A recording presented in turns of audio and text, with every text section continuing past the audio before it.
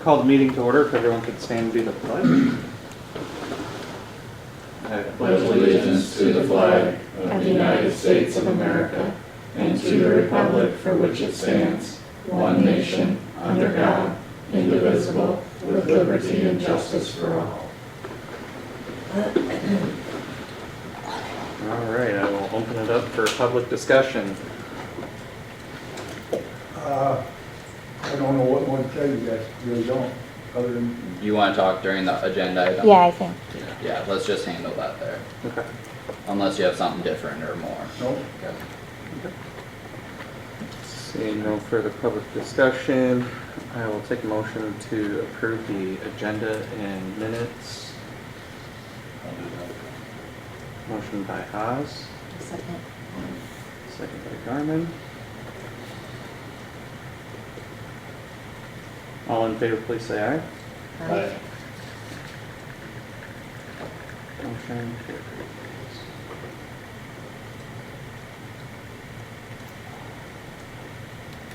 Next, we got discussion, decision, review and approve claims and conservation claims.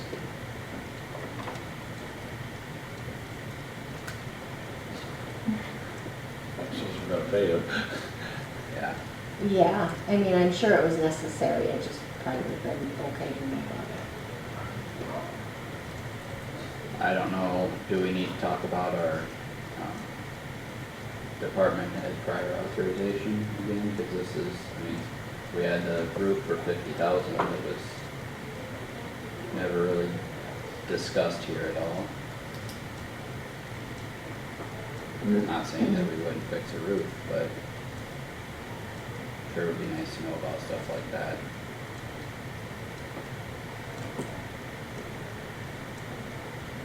So you have a policy that if something's over 5,000, you're supposed to be aware of it or approve it or? The board's supposed to vote on it, yeah. Except for the engineer. Yeah, with the exception of secondary roads department. it.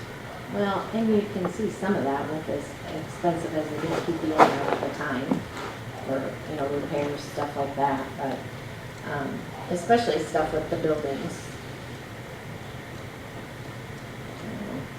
Well, that seems to be a separate issue anyway. Yeah. I'll make a motion to approve the. Motion by Haas to approve the claims and conservation claims. Second. Second by Stecker.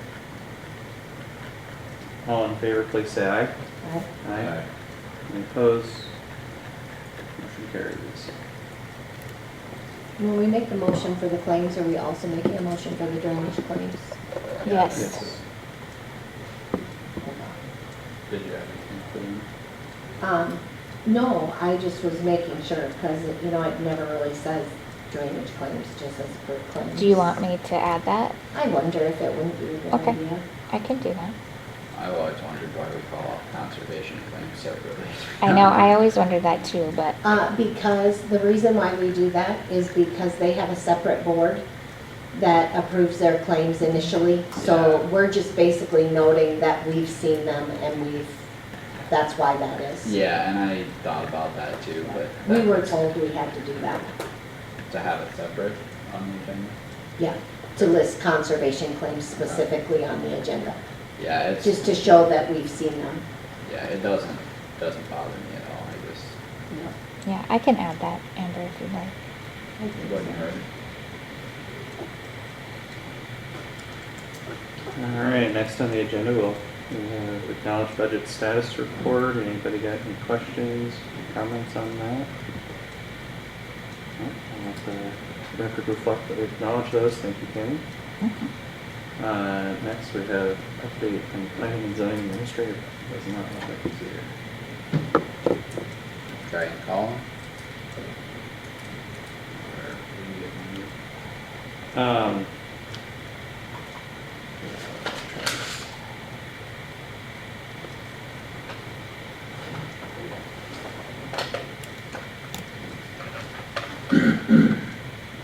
That's gonna be everything again.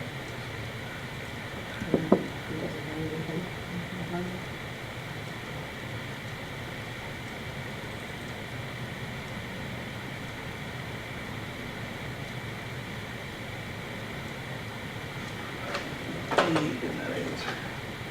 I do not have a cell phone. I did text him, so we'll see. Maybe he'll come later. Well, we will. Yeah. Yeah, okay.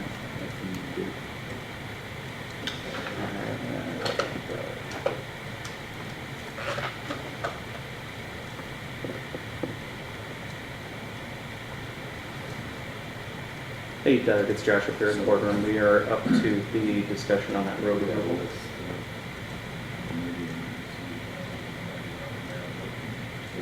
Yeah, we don't do them. Okay, thank you. Yeah, they do. They might not have them. But no, we don't list them, so we talked about listing, they may have a order. We weren't told that we needed to, but we were told specifically for conservation that we did need to. Yeah. Not an issue. Yeah. I Um, mean, I got no problem listing it, No, but we were never told we needed to. For conservation, we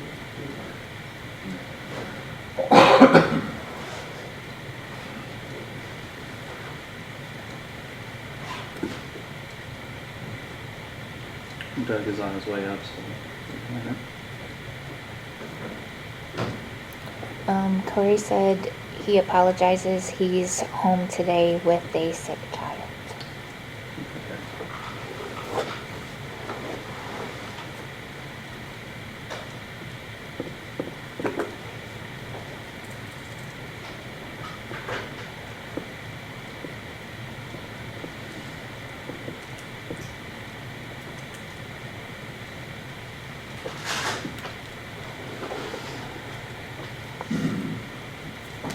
I will move that to next week's agenda and let Corey know that.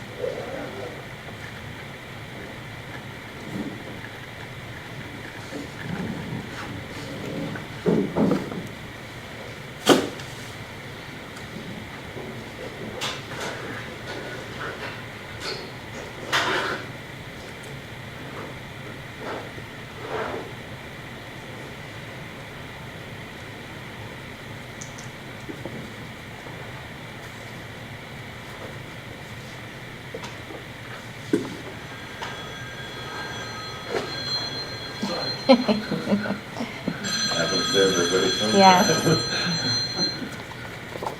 No matter how much. Luckily, you weren't interrupting anything important there.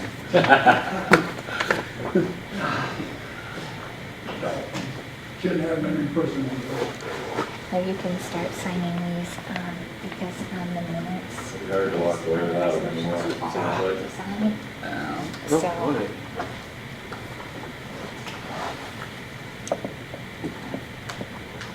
Gonna get flexed and get loosened up there. Yeah.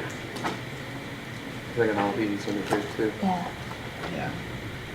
Been there, done that. Corey says he will be here next week, and thank you.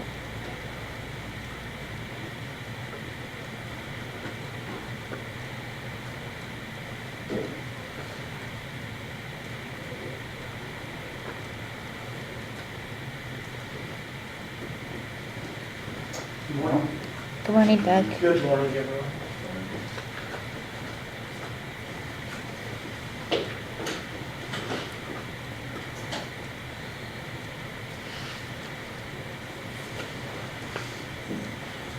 All right, we can go ahead and move on to discussion and road removal. You wanted to go ahead? Leroy had requested it. I really, I just want something done so I don't get flooded out all the time. I think the gravel road was cut down or being done better, yeah. We talked about it years ago, and he said, in Texas, I know this ain't Texas, but they would cut the road down to where the water level is running through, and then they'd cement that. So the road wouldn't get washed out of it. But for 45 years now that I've been there, you guys have been there one time ago.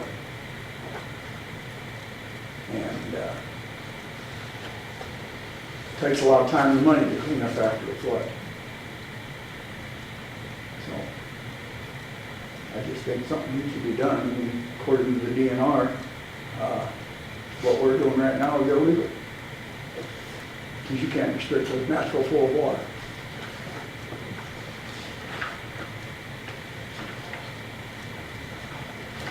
So how far is, I'm asking Doug as much as this, how far is the road have to come down where it wouldn't, I guess, bother you or whatever? And what's your position on that?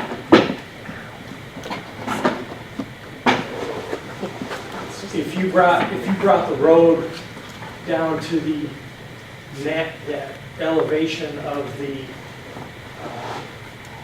natural ground, I don't know if that is going to lower water at all. I mean, it's still in the floodplain, so that water is going to be at the flood elevation.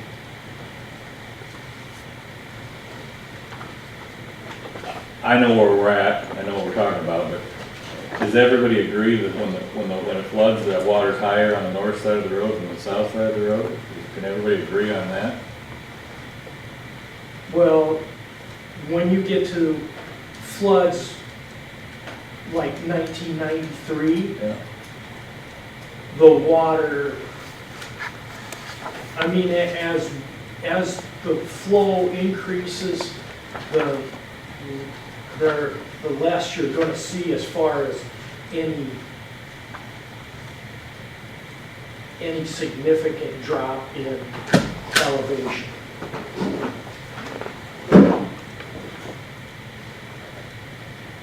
I mean, there's times where, depending on flows, the water will run from the east to the west and go under the bridge to the west on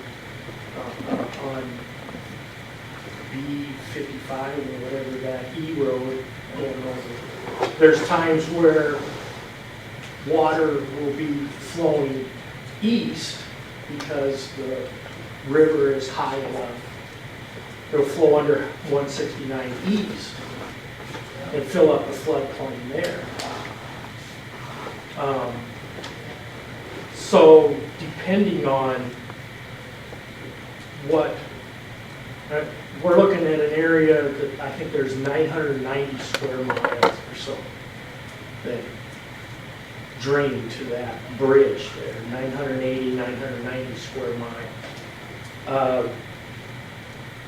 A 1% flood, 100-year flood, which, I mean, that's got some sort of a flow of, if I remember correctly, around 1,400 or 14,500 cubic feet per second. You go to a 0.5% or a 500-year storm,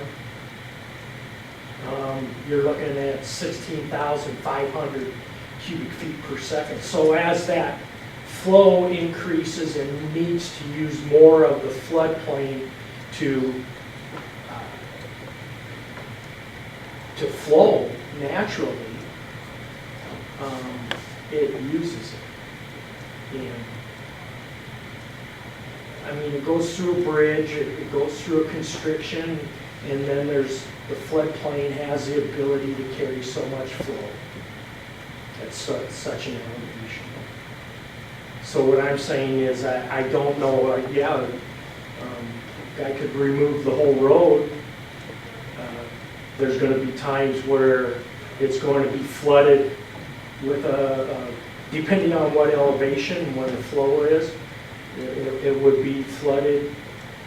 We'd have to close it during a 5-year event. As you lower the road, you're going to have water over it more often. I understand that. But there are alternative routes. That road wouldn't exactly be the end all for somebody else. And that would be one person's statement, another person's point of view might be different. I'm certain of that. Well, 18 of the last 45 years, there's been water over that road. Pardon me? 18 of the last 45 years, there's been water over that road. We've got it documented at home. My wife writes all this down, and we have the river gate, 18 years? 18 different years. Waters went over that road. And we surveyed that road, and the ditches on each side. And there's places where you're 5 feet higher than either side of the road. I mean, if you took it down 3 feet, you'd alleviate the problem. I ain't saying you gotta take the road out, I'm just saying we need to lower it. And them 2 40-inch culverts are a drop in the bucket when the water comes.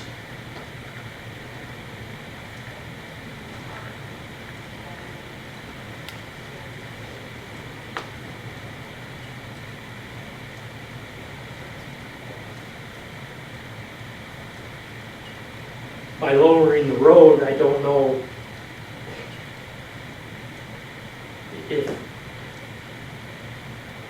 2 40-inch culverts are a drop in the bucket, lowering the road, is that a larger drop in the bucket, or is that the same drop?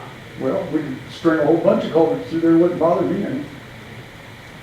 Again, is it a drop in the bucket?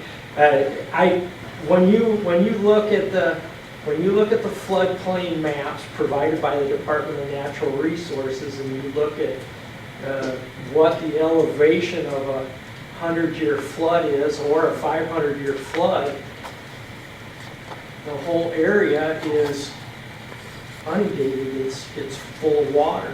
He's talking about a 3-year flood on average. And he's not talking about a 100-year flood. He's talking- To me, and you, please correct me. I haven't seen, and I don't document it, but I know we've had some events in the past, whatever, 10 years. There's been multiple events. In fact, we've had FEMA events. Federal More disasters. And, Well, not only that, B63 going west from the highway has one small culvert underneath it. That's it. And standing on the highway, B63 is a blacktop that goes to West End. okay. And if you stand on the highway and you look west, that considerably goes up constantly. So you're creating another dam on the other side of the road. We had culverts underneath the blacktop, at least the water had a chance to get away before it came to my house.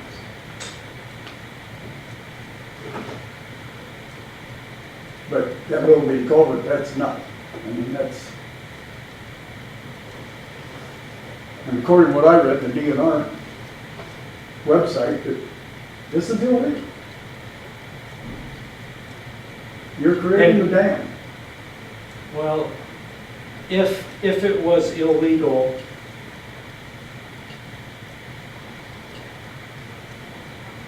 Must have had that paperwork I gave you? They all have it in their Okay. packets. Yeah.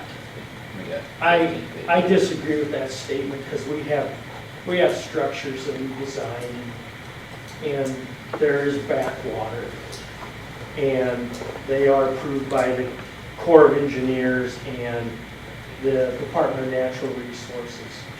And 100-year floods, roads, making a general statement, are allowed to back up water 3/4 of a foot. 3/4 of a foot. Yes. That's about how much water goes over that gravel road when it starts flowing.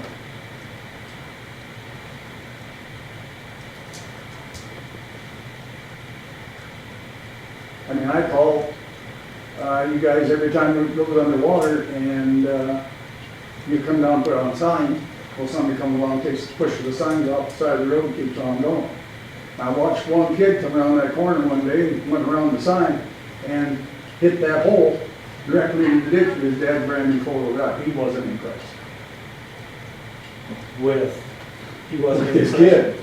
Well, the county, it's difficult for Kossuth County to stop a young person I agree. with their dad's brand new 4-wheel drive, brand new vehicle.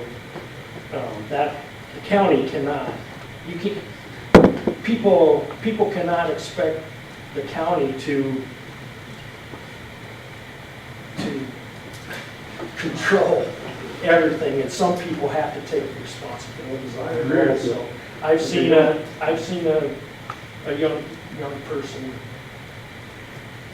in another location, very same issue. But the county can only do so much. Well, if the county doesn't do something, I will. I mean, that's, And if you want to threaten, that's fine. no, I'm not gonna threaten you. It's a So you promise. just did. That It's a problem. every It's time just- the water comes up, I'm out there with my old tractor and loader, trying to get the gravel road down so the water can flow across rather than flowing into my buildings and destroying my property.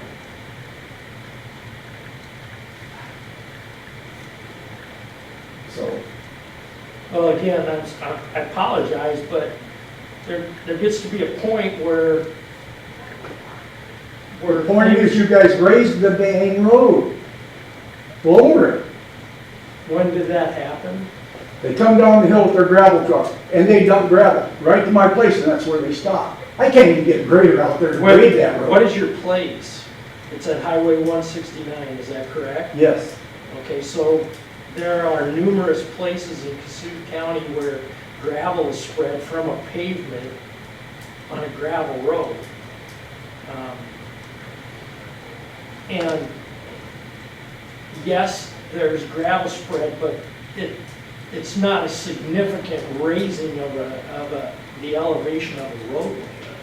I apologize, but that's a difficult one for me to accept. you need to come down and take a look. I've been there, I know exactly where we're talking.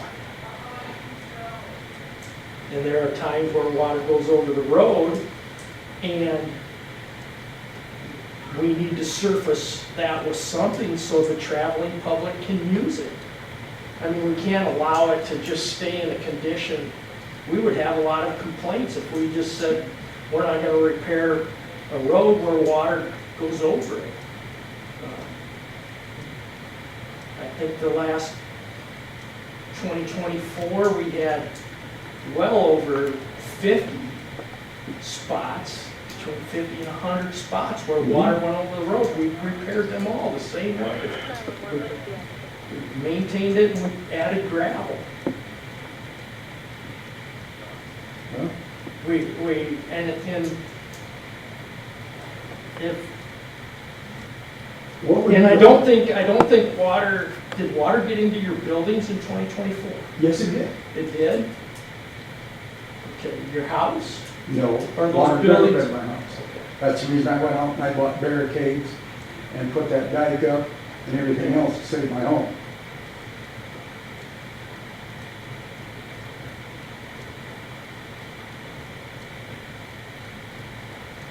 And once the water's in the walls of my building, God only knows what's going on there.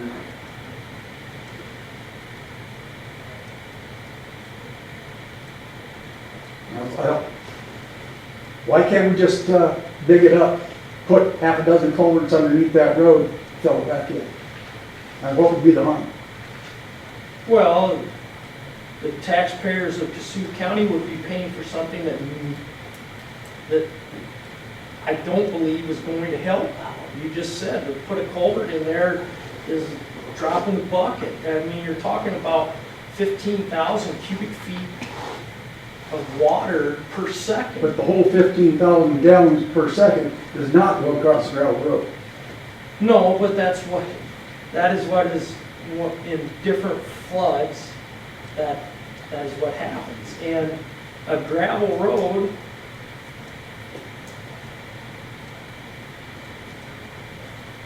what is the agenda item here, I guess? I saw that it was something about removing a road. It says That, discussion. I mean, there was nothing. I'm still looking at this, evaluating it. I mean, we can vacate the road, put it back to its natural. There's a lot of options.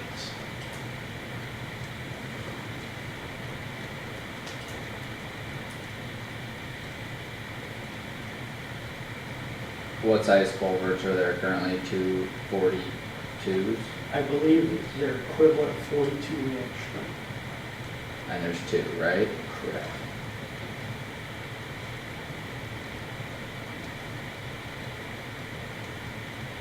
What would, you know what each of those would carry for water flow? I do not. I'm not prepared to make statements, although it's not, it's not, when you start looking at 15,000 cubic feet per second. I get that, but a large portion of that, I would imagine, is going through the bridge, through 169. Would Not that be- not when it's, We you talked, gotta get it, you gotta look at the whole hydraulic study there. we talked about when it gets deep enough, it goes over the E63 instead of going. Correct. And it goes over Highway 169.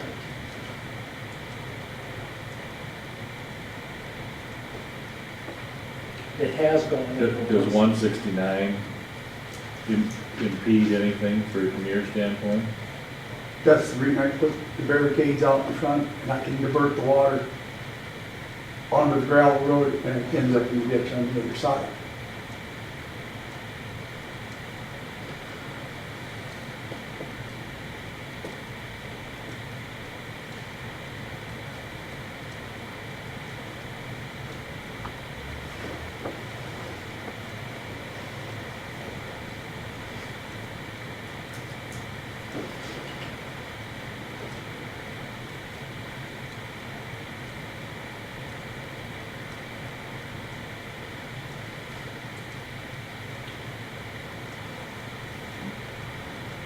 Does anybody have any workable solutions here? I truly believe,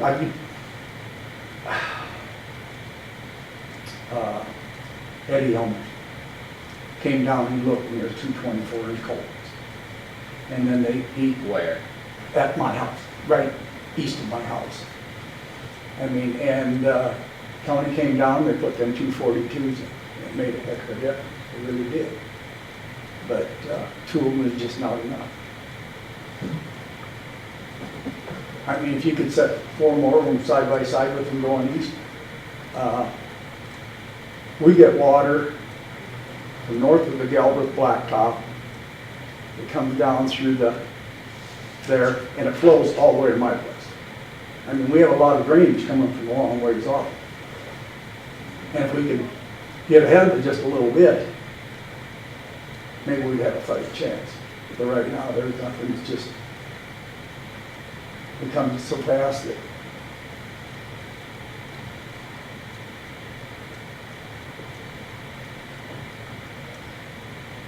I mean, I really don't want you to take the road out. There's too many farmers running up and down that road constantly. It's be silly, but you got your attention. Well, I don't think that's the point of putting things on the agenda, but can we get prices for what one more 42 would cost to put in there? Just for understanding. Yeah, sure. And I don't know, I think that'd be valuable for us to. Again, I'll say it, if you,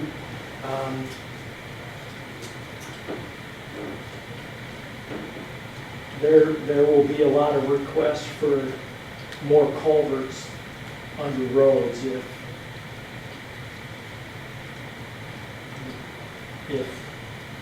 this is what happens. You put another culvert under the road, and there is an opportunity that it may or may not silt in and not be available, that opening, during situations. The culverts have a tendency, especially multiple lines of culverts, they have a tendency to silt in. Wouldn't there be some easy ways to avoid that? Like offsetting the low elevation of them so that You only have so much fill, you gotta have height above it. Yeah, I mean, you gotta have a cover so that structurally culverts will. The ones that are there, they filled in with 3 and 4 inch valves around them on the end. No, I don't think so. Well, you go down there, big road up where I've seen it. I was there when they put them in. We may have used that for a base. You've got to have a material.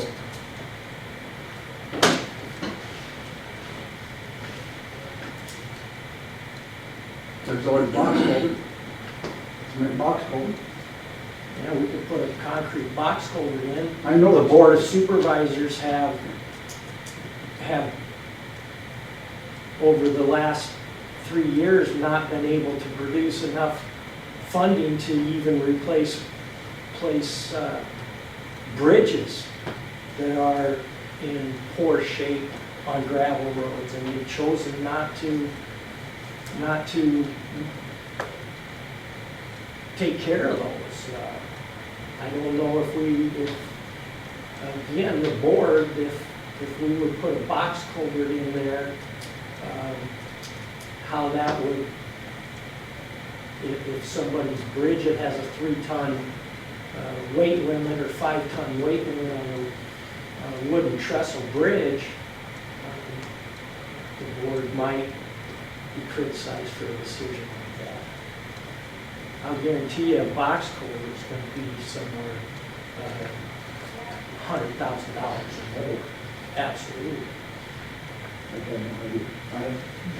I'm not that.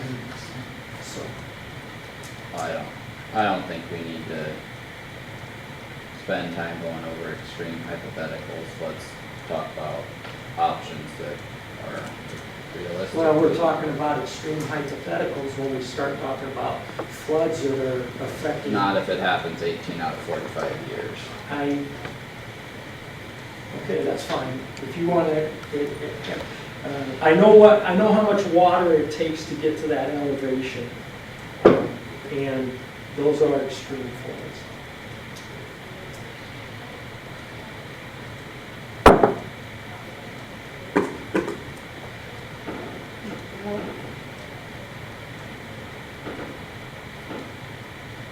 Okay, any further discussion on this? I think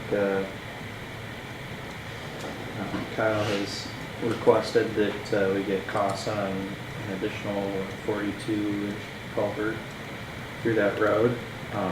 If we could get some information Or on that. a 42 and a 48. I mean, if you want something bigger that could sit lower to handle the low flows and let the other ones handle high flows, whatever. But Well, it doesn't do any good to put a culvert lower than what the outlet I understand that. is. So, I mean, yeah, you start talking about larger culverts, but if we could put a 6-foot diameter culvert in there, but if 3 foot is below the outlet ground, that doesn't, 3 foot, half of it's not going to be used. So you have to use a culvert, you have to use something that is going to allow you the capacity. There's elevations, so.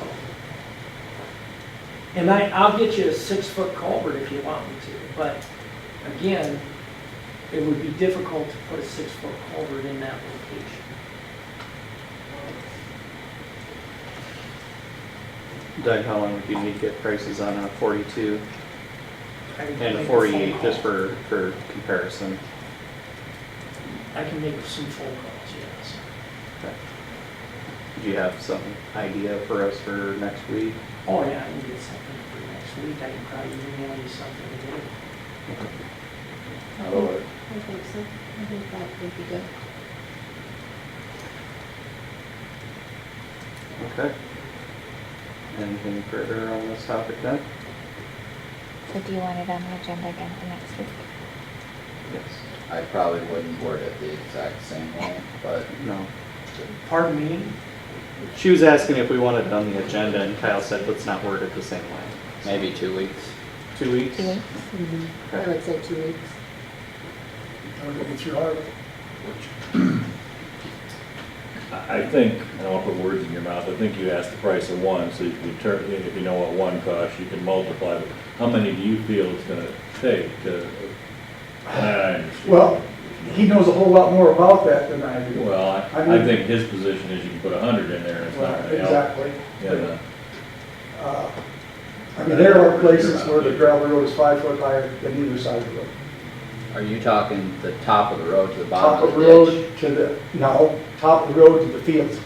Okay, okay. I Top of just the wanted ditch. to confirm what you were comparing Right. to, because that wasn't clear. I mean, that's me doing the survey and stuff, and I'm not a surveyor, but I can see the little light on the post, so.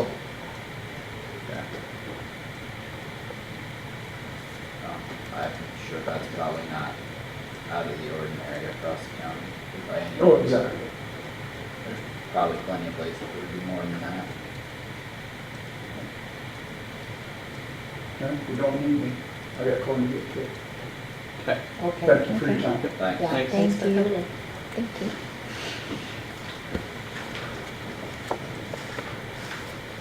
Alright, let the record reflect no decision was made. Next we have discussion decision approval of gravel pit agriculture land leases. We've not received any back, so we'll put this on the agenda here next week.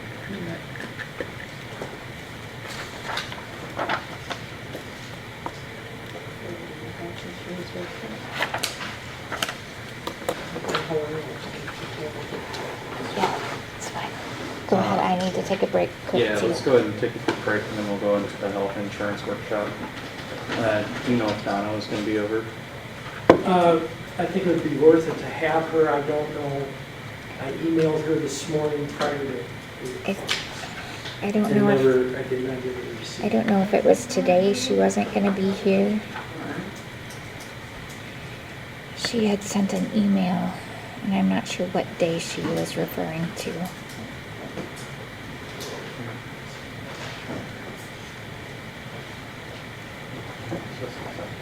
Yeah, general assistance.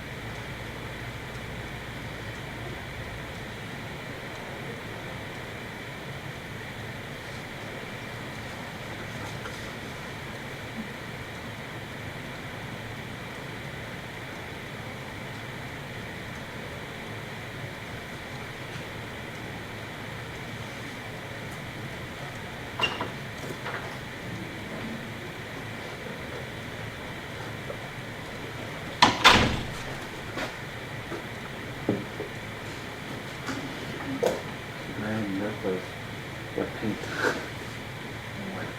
Wet paint all through the door, it smelled like wet paint. That's interesting.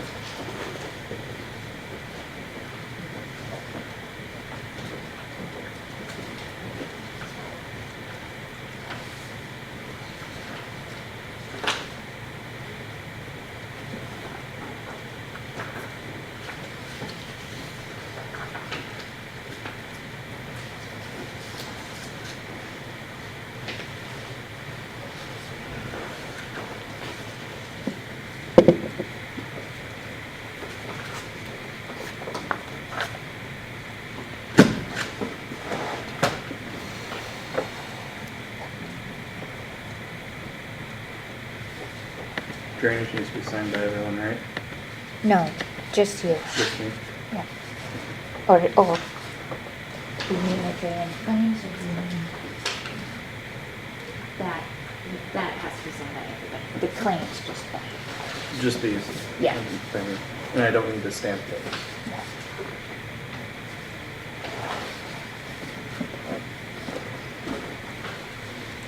I don't do this too often. Doing fine.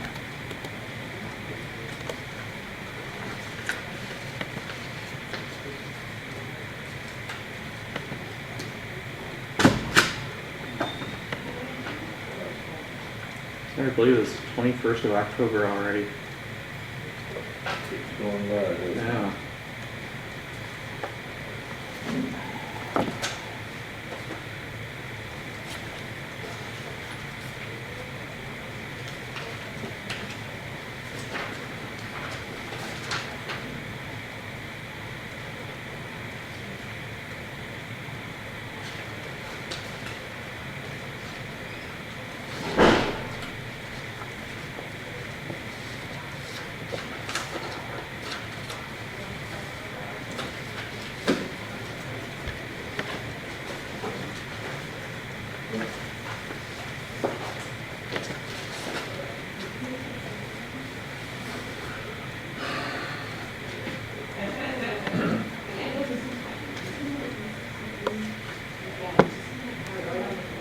Looking for a place to sign on here.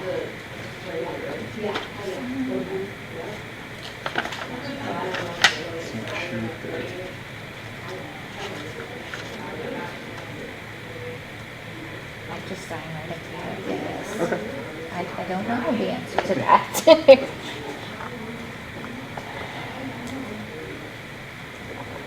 Stamp or no stamp on those ones? I don't know. I'd go ahead and stamp them. I mean, not gonna hurt anything stamping them. Just use a little ink design. Yeah.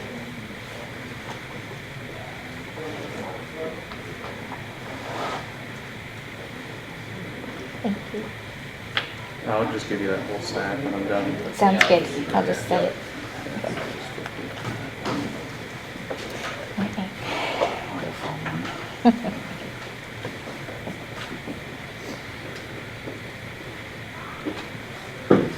Did you ever stamp these ones?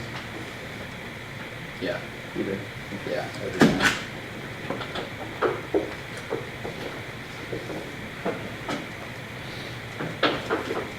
You got the right date on that? Yeah.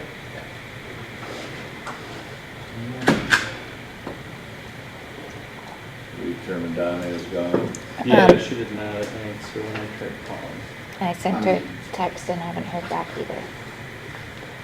Do we Okay. postpone it since Carter can't do it? Unless you've got something else to think about. Yeah, I mean, if we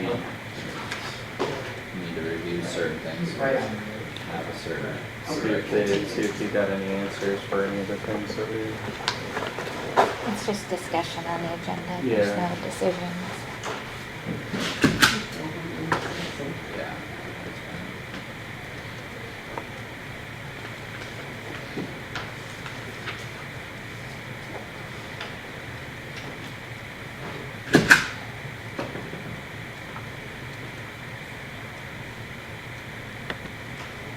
All right, Doug, if you are ready, you can go ahead and start discussion on our health insurance. I know we had some questions that we had posed last time. We got the fund balance and stuff. Yeah. Yeah, I provided some information to the board in your folder showing a balance of the fund. Right now, I believe at the end of October, we will end with a balance of $2,479,440.81. We began the year $2,484,824.72. So we are keeping up with with expenses. Our revenue and expenses are keeping up with each other.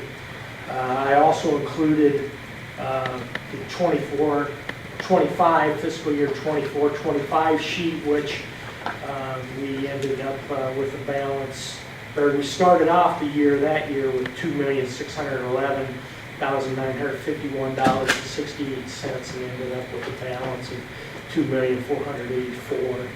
So we're short that year. And then I included what our initial rates that were provided to us for fiscal last January of 2025. This would be for the 25-26 period. What the rates, expected claims and administrative costs for single and a family were, and then also for the estimated maximum liability to the fund. And then we had some self-funded alternate rates, which included the high deductible for the single and the family. So I just provided that to the board for discussion purposes. The high deductible had family, employee and spouse, employee and children. Trying to quickly convert that into just family, all those estimated expected claims. And I get something that for an individual family to convert it into our own would be right around $2,091 expected claims and administrative fees.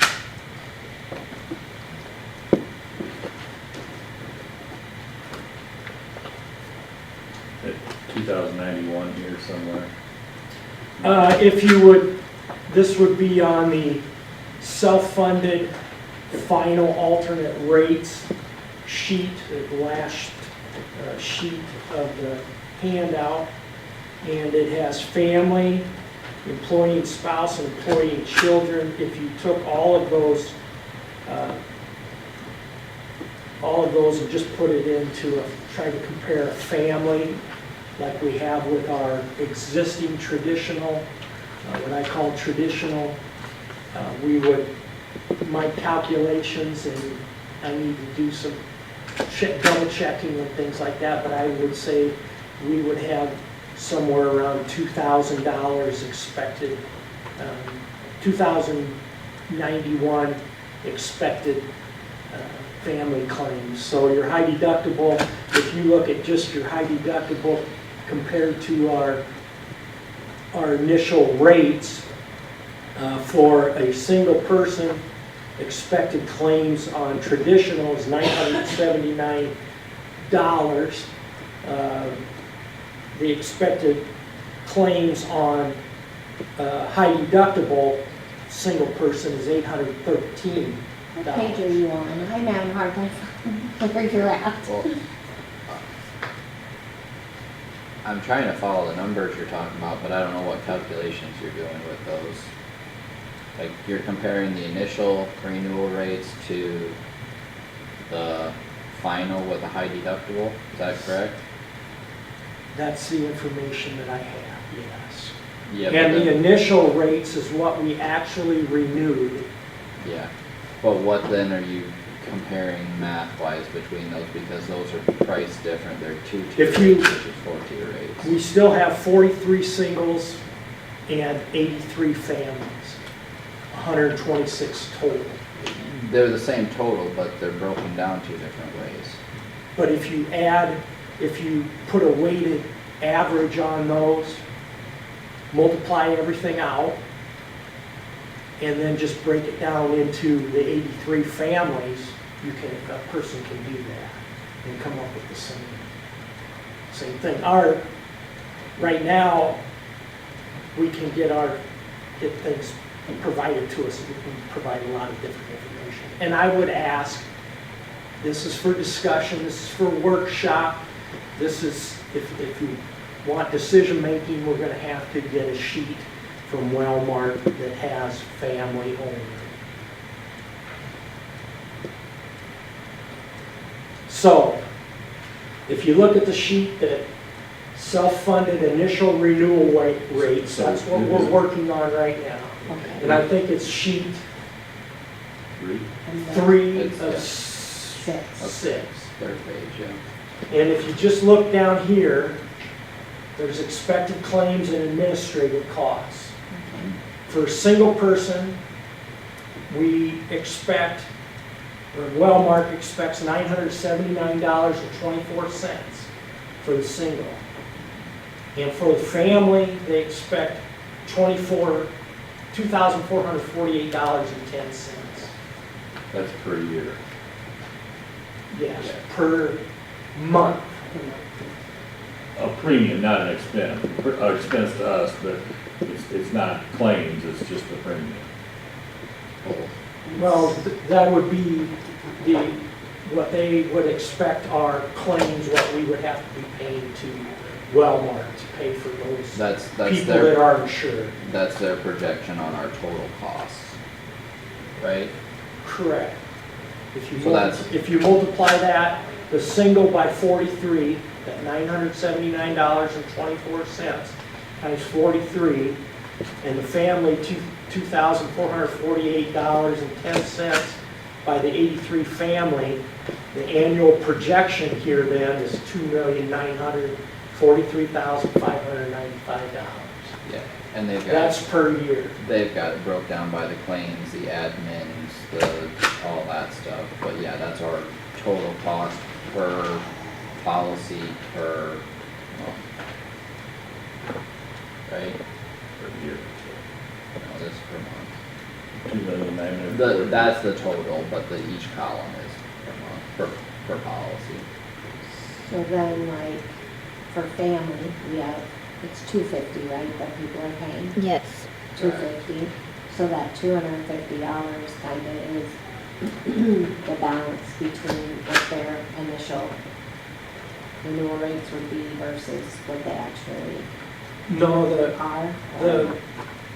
that's the revenue side. We're just talking about expenditures. Okay, Well, okay.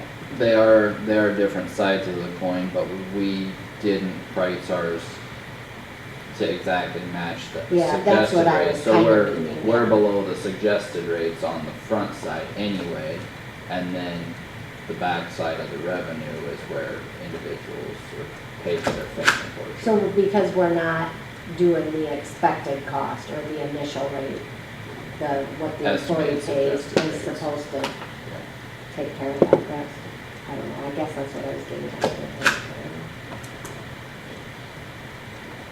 Kind of, but not really, because we've never factored employees' revenue into that before, and we've always been under the suggested rates, so Okay.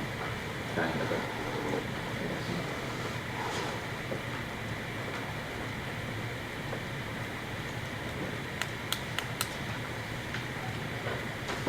And then if you look at the page 5, I believe it is, Yeah.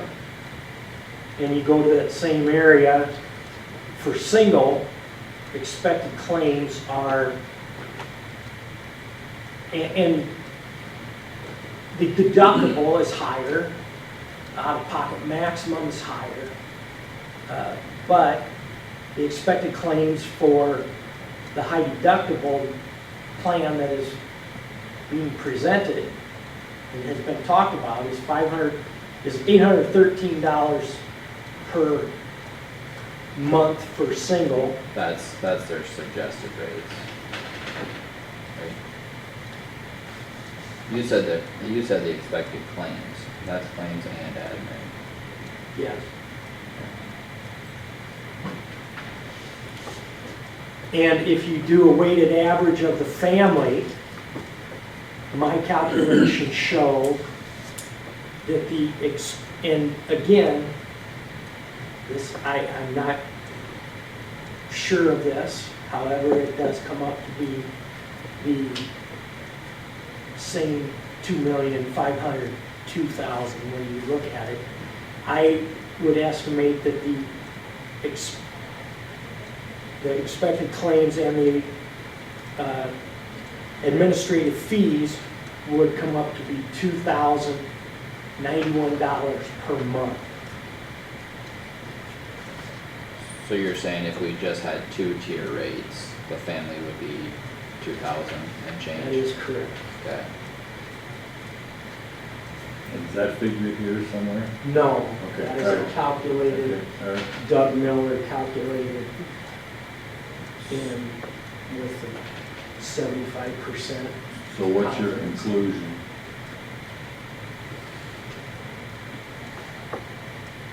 I do not have a conclusion, I'm just presenting information. What needs to be done is, looking at this, if the board chooses to go to a high deductible plan, a user, an employee will be able to have a health savings account, and they will be able to contribute to that.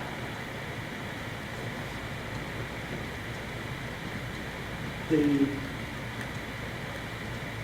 employer, the Board of Supervisors, need to tell employees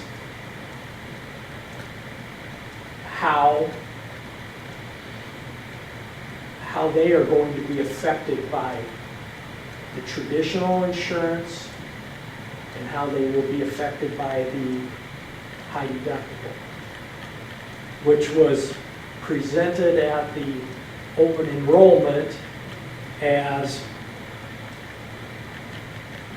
and I do not have the information, I believe it was, if with traditional insurance, employees would pay $100 for single, $100 per month, and family would pay $300 per month.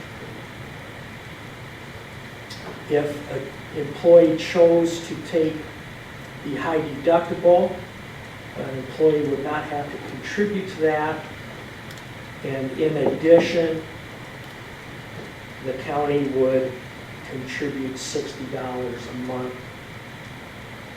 That was the hypothetical that was presented. Correct.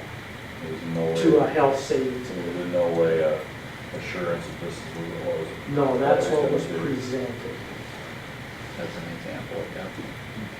So I think one of the things that I believe I said at the time, but I look at now is, if you look at the right side, the annual projection, the total costs under the estimated suggested rates, we'd be looking at 2.943 million instead of under the current one versus 2.502 million. So that's over $400,000 total cost difference. Now, I know I touched on it before, but I know our rates are less than the suggested rates, but I want to say we're roughly 90% off the top of my head of those for each. I know it varies a little bit, but I remember doing the math on that previously.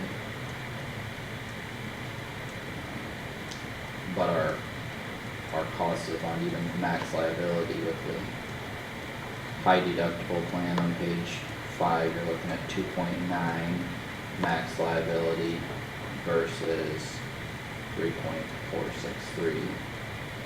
So $550,000 difference for max liability.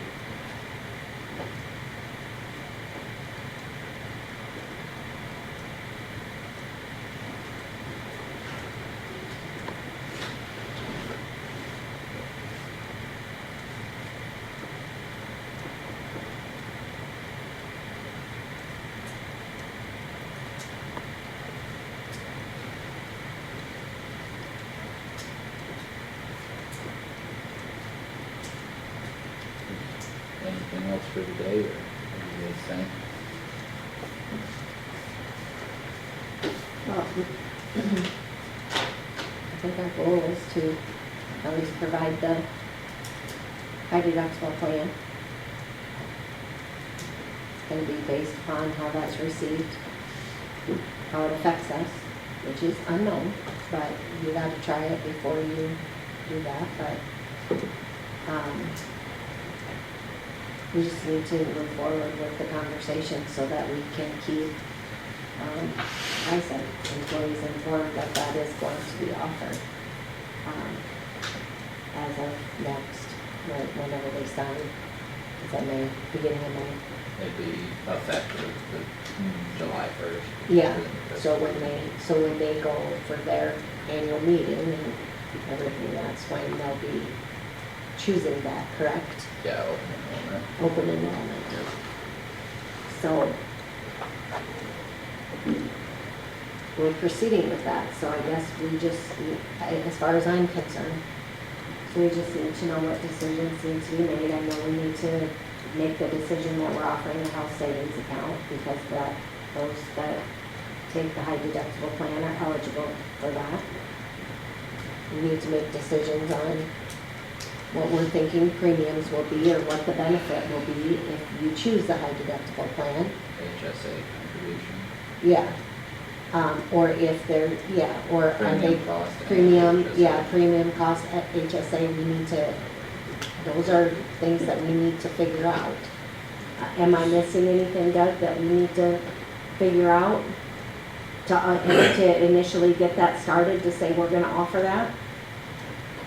I think that, speaking in general, yes. I don't know, I'd have to visit a little bit with the auditor's office. HSAs, whether employees can choose whichever one they want, or if they all have to be in the same spot.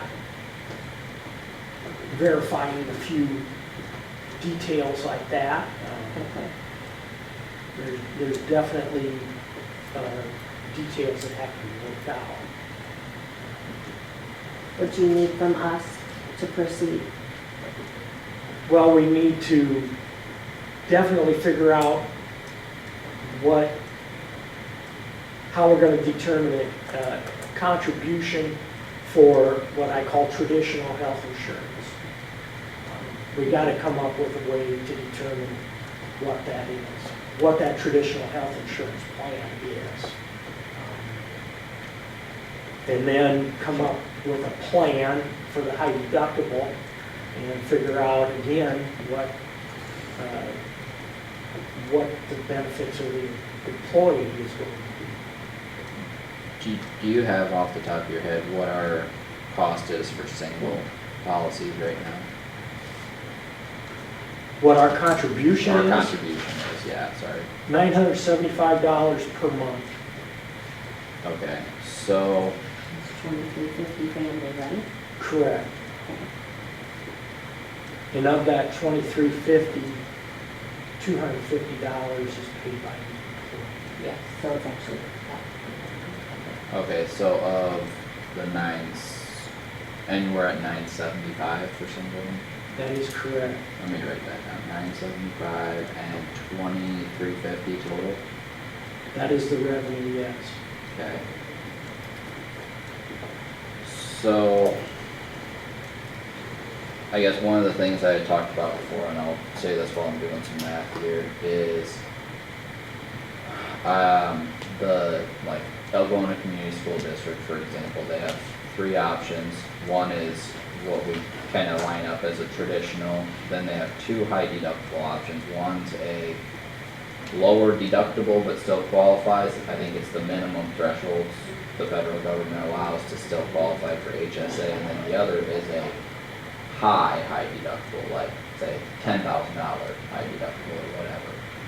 And the way they structure it, which I would be supportive of, is their cost as a entity is the same no matter which plan an employee chooses.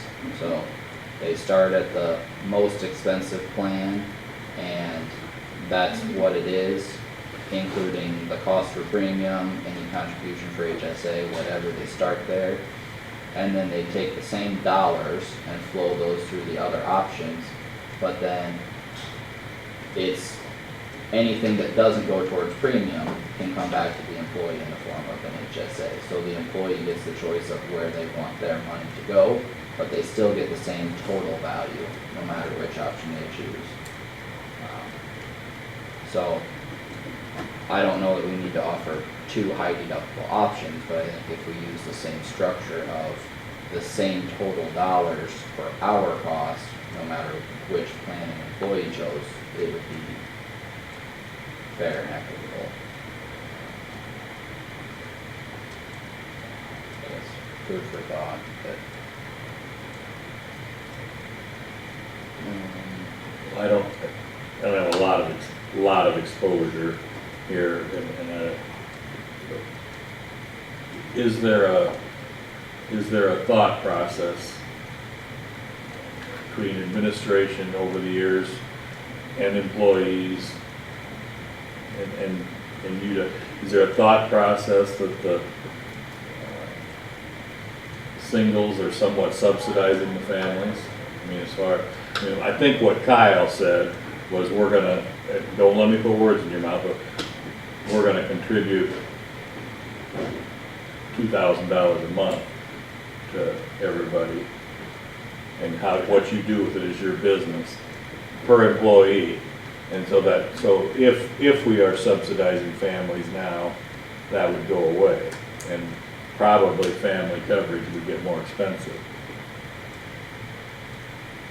Meaningfully more expensive. Yeah, and I wasn't meaning it like that harshly, but the comparison between a single versus a family, no matter which option of the three they took, the cost was the same for the district, for the school district, for example. So I would say that the value that employees have received between single and family plans is drastically different. Absolutely. But I think that's true in a lot of places. Yeah, and that probably is true a lot of places. There's not any material debate about that. That's pretty evident by numbers. So where we land on that is our discretion, but with the suggested rates versus what we are contributing as a county versus Wellmark's suggested rates for the family, we're at about 85%. So, and then single, we'd be almost 100, or $4 off of 100% for the single, for their suggested rates. So if we came up with a percentage plan of that, we could have some sort of idea or guidance on the front end. Until we got final rates, maybe everything gets adjusted up or down a little bit there. But if we, I don't know, I guess that's just kind of how I think of numbers and work through things, but correlating them based off of what we currently have in place, I think would be fair, or at least start the discussion at that point.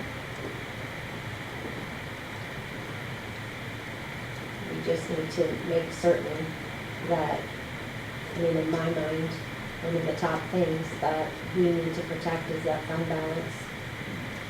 And any decision we make needs to protect that fund balance. That fund balance is what has saved us many years. I don't know if saved is the right word, but it is being good caretakers of that fund balance is what has made us successful. And we have to continue with that and have a balance that is going to continue not only for next year, but years to come. And that should be one of the top things that we are concerned about, and not doing anything that may cut that fund balance down anymore. One thing that I saw in these numbers that I'm optimistic about, and I mentioned this previously with our last claim cycle where we paid health insurance bills, but, we had nothing that hit stop loss for October, and the year previous, we did not have a single month that we did not get stop loss. There were a couple that were lower, but we didn't have any that were zeros. So, I mean, obviously it'd be nice to see some more months for data, but Yeah, that by the was, same token, our well-marked invoice is the greatest that it has been this fiscal year also. $311,662 compared to 228, 229, 214, 215, 242. So Well, and that's reflective of, usage. So do we have, the same thing could be said, are we just getting more people that are getting closer to that $75,000? We're paying all of their expenses. well, and that. We don't know, I mean, yes, we didn't have stop loss, that doesn't, but we had our largest bill as well. But our insurance costs have gone up because of the amount of people that have hit stop loss too. So on the insurance side of things, if they don't raise our rate 20% because we've blown through stop loss, that'll impact our future premium costs. How has? But I'm just saying, 1 month is not going to tell the story. Yeah, We gotta see I know that. what is going on in, Yep. How long have we had the $75,000 stop loss? I think this is our second year. Second year. How has that, do you think that affects our fund balance? Having it be 75,000 in a Well- positive or negative way? The fund balance is, there's the expenses and there's the revenue. And we have not kept up with the revenue. What needs to be. And over the last 2 years, we've had a drastic decrease in fund balance. I'm optimistic about this year at least being close to having our revenue and our expenses be equal. When we did make that change on stop loss, the cost of not changing it on the premium side was significant. So if we did have a lower stop loss yet, our costs for admin fees and stuff with Walmart would be significantly higher than they are now. Because And we did have so many costs. there are a lot of options available to the board that can produce more individual responsibility and lower the cost of what I call traditional insurance rates. In fact, just by increasing deductible will significantly drop what our annual expected claims and administration costs are. Yeah. Increasing a person's deductible will do that. Increasing out-of-pocket maximum will do that. So there are things that the board can do for traditional insurance to lessen the effects of some of the increases, but it's putting more burden on employees. Well, it's kind of, we gotta protect the fund balance, so it comes down to, a burden on everyone that uses it, but is it gonna be a burden of you pay more every month out of your paycheck, or you take the chance that maybe you're not gonna use your deductible that year, so you keep this side the same, and maybe you're not gonna use your deductible, so you're not seeing that effect. Either way, either way, it could be a burden on the employee, it's just which is the lesser of the two. I can't. One of the things I just thought of again, I know I've asked before, but when we've looked at the plans side by side in the line for, I don't remember if I got the terminology correct, but I wanna say it said infertility treatments or whatever, our current had a max of 15,000. I think the high deductible plan had a blank spot there. And I believe I've asked before, but does that mean that there's no coverage or no limit? Because, I don't know. can we get an answer from Michelle on that? Like, I mean, you want that for this workshop discussion? well, I think we need to know what the plan actually covers, so we know what we're comparing. I mean, I'm not saying Well, it's urgent for today, but I do want that question answered before we make a decision.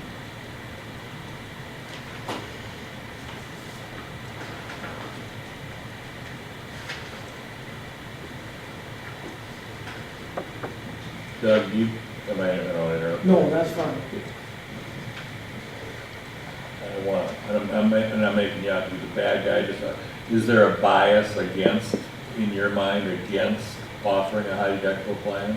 Do you think it's a waste of time, we shouldn't even be exploring it? Or, I know you don't want to say that, but. No, I think it's an opportunity for the right, for the right person. I don't, Still, somebody has to pay the bill. Right. If employee A saves money by going to high deductible, somebody's gonna have to pay the cost for employee G who stays on the, you made a statement earlier about subsidizing. yeah? And I've been I around, would say that, and this may sound harsh, and I don't mean it to be harsh, but health insurance, the healthy people are subsidizing the people that are unhealthy. So whether it's if there's an unhealthy single person right, and there's a healthy family, that family is subsidizing that. But it gets down to healthy and people that need health care. right, but it also is true that we spend more money per employee on the family plan than we do on the single plan, the way it's set up today. That is true, yes. The single person is But really the- less of a benefit. But they may not stay here as long either. Their Yes. families are more bound to stay.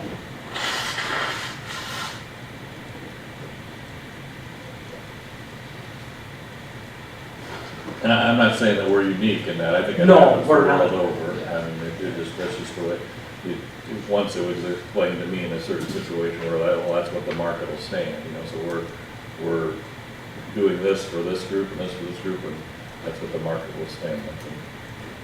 And regardless, it's Kossuth County self-funded, plan, and we started that for a reason, which was to keep premiums down, which I think Kossuth County has been successful in doing that compared to the open market. And we're in it together. Every employee that pays into it, we're in it together, every employee.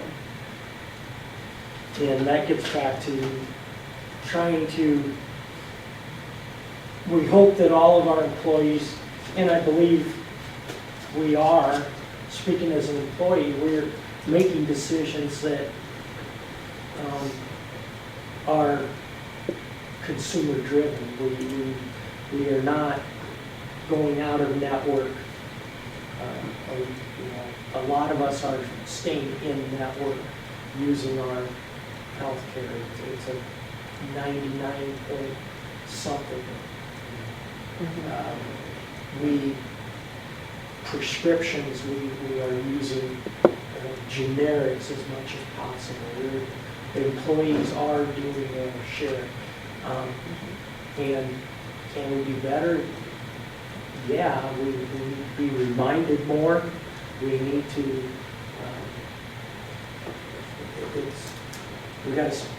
the employer needs to remind employees, this affects you, use your best methods. And that's probably one thing that Kossuth County is lacking, is we don't have good education, good reminders, good awareness of what is going on. We don't have that person out there that does that. We don't have that employee that is responsible for that. We have open enrollment. We talk a little bit about it once a year, and that's about all it's said. We have a wellness program where people can weigh in, and we try to give them an incentive to maintain or lose weight. Other than that, we need, I think as an employer, we need to do a better job making employees aware. That's a challenge. It is a challenge. It is a challenge for sure. But I agree. And part of that too is making employees aware, is having these discussions now. Definitely. You know, it's an attempt to, bridge that gap. Might not be a large bridge, but we're at least trying.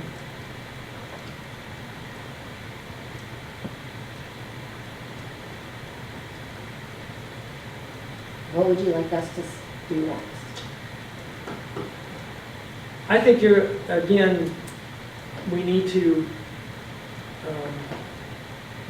make some decisions on what the two plans are going to look like. Are you going to keep a deductible of $1,000, $2,000? Be ready for when we start getting our initial rates.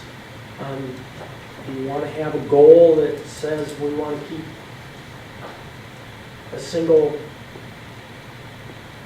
a contribution to a single around, and I'm just going to throw out numbers, I don't know, around $1,000 and family $2,000. Contribution in what way? The Our form. What our contribution that would is be to the government's, the employer's contribution. And then, what do we have to do in order to make that plan reflect that? Would it, Because you can come up with I'm sure you can come up with a plan adjusting deductibles, adjusting co-insurance, out-of-pocket maximums, that the single and the family would both be below $1,000 and $2,000. Now, whether the board wants to do that or not, it's certainly, how difficult is it to have, like, well, of course we know we have this one now, and have like two examples of, We can- okay, go to this, or if we went to this, here's what it would be. Is the that sooner something we could The do? sooner we can give Wellmark a couple of alternates, they can include it all with initial rates. Okay, And then, I heard this morning about two different high deductible plans. I don't know, but a decision on that high deductible plan again, and how or if the employer is going to contribute to an employee's HSA on that. so, is this something that we can just give guidance on, or would that be considered a decision if we said, hey, Doug, why don't you, if we could get rates for these deductibles and these deductibles, would that be considered a decision, or No, 'cause can we're not we just? making, we're not saying, hey, this Okay. is what we're using going You can forward, this ask. is what So we're requesting more maybe- information on. Maybe if we want to keep moving in a positive direction, could we talk about that and what we would like to see as the deductibles, just for different dollar amounts? Yeah, and I definitely mentioned the two multiple high deductible plans that Algona Schools offers. I would not recommend that here for the transition that we're talking Yeah, about. I agree. I think that's maybe something down the road as people understand the concept of it and get comfortable with it. If they want more personal exposure, more personal gain, that's fine down the road, but I would not recommend it at all right now. In the beginning, I think it would be too confusing. Yeah, for the traditional plan that we would compare to, I believe Michelle made comments multiple times that it would be a lot more comparable if the deductibles were closer in line between the traditional plan and the high deductible plan. I think she had a recommendation for that at one point in time, but I know she talked about like companies or other groups of similar size and kind of the benchmark that they look at. And so I guess I think we should be at the lowest cost that still complies with the federal requirements to be eligible for an HSA on the high deductible side, just to make it as small or as easy of a step as possible. And then I would ask Michelle what she'd recommend to pair with that, because I think it would be I think her recommendation would be a higher deductible on the traditional side. I would like to see a couple different examples though, to not go to such an extreme. Not saying it is extreme, but I would rather see something as an in-between there. Well, and maybe have her give her recommendation and then halfway in the middle. I mean, or Yeah, just something in the middle of current and what she recommends. So I'd be fine with that and get a couple options. I do believe that for the high deductible plan, the minimum amounts are what's shown there is $3,300 and $6,600 I think for that's, fiscal year '25. I think that's correct, but as long as we match whatever the requirements are for FY '26, whatever. I mean, if the federal requirements go up $250 or $500, I would hit the minimum of the federal requirements to be eligible, and they're gonna know what that is.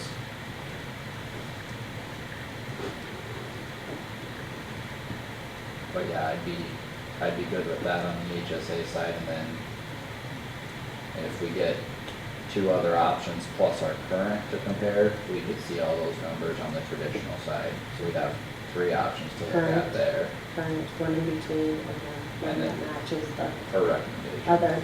Yep. I think that would be a good place to start, so we can really start looking at the numbers. I know granted, they might change some, obviously, but But you could see the trends we can across see each that, one. yeah, absolutely, which And I think compare. then in turn may help us come to a conclusion of what to do as far as the contributions, whether that be to the premium or to the HSA, you know, any kind of contributions we're gonna talk about. If we see those examples, I think that would be helpful, Yep. side by side. That sound okay, Doug? Sure. Josh, Howard, any thoughts? Yeah, I think Doug was alluding to it, you know, right now, whether it is, the single cost is $972 or something, and we're basically saying it's $1,000. And the Yeah. family is $2,350, $250 of which that's where we're at now. So the county, the government is contributing $1,000 and $2,100.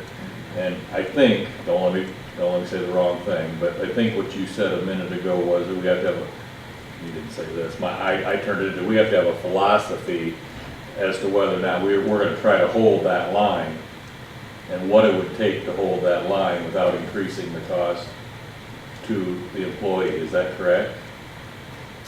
No, the employer. Yeah. Right, Your- right. Yes. But if they wanted to stay, if we want their contribution to stay at $250, we might have to raise deductibles and maximum out-of-pockets. And so you need Right. instruction as to basically what our philosophy is that, Correct.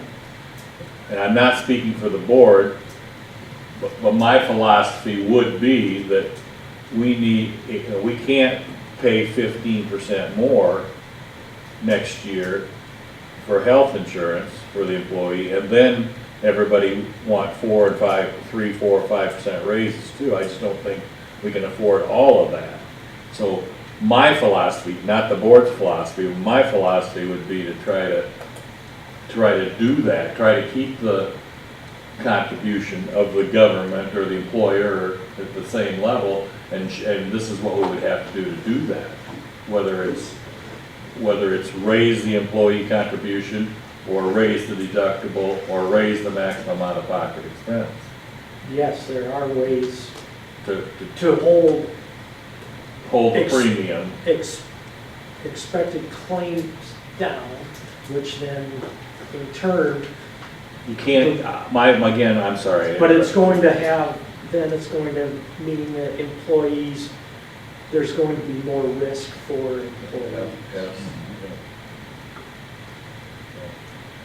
I understand. But again, that's not the board's position, but I thought that's what you were looking for. That's what I heard you say. Not that's what you wanted, but that you wanted guidance as to what our philosophy is going to be. I think that would help, yes. And part of that is looking at 4 alternatives, 3 of them being in what I call traditional, and 1 being the high deductible health plan. Again, the high deductible health plan, you can change, as long as you're meeting the minimum requirements, you can raise that up also. Sure. To, But a year ago, or when we were talking about this in January or whatever, the health insurance cost to the employer was up 15%. the revenue contribution to the self-insurance fund was increased 15%. I'm not sure I understood that. Well, in the last 2 years, the self-insurance fund has, Dwindled. yes, the balance has paid for a lot of the insurance. So even though our cost as a county to the self-insurance fund went up 15%, we still weren't necessarily going to hit potential expenditures. So it could have gone up more. More or less. Well, yeah, it could have gone up more. The total revenue to the fund could have gone up more and been justified. And that's where, when we start talking, what should the balance of the fund be? Yes. And And there's never been a dollar, there's not been a philosophy. I have my own philosophy, which you've got to make sure that, mine is that we got 2 years worth of maximum liability. You're able to go through 2 years of maximum liability. Which is, why my comment earlier was that should be our ultimate goal, that we're protecting that fund every time we have these discussions, because that fund is what makes all of this possible. And that has to be protected.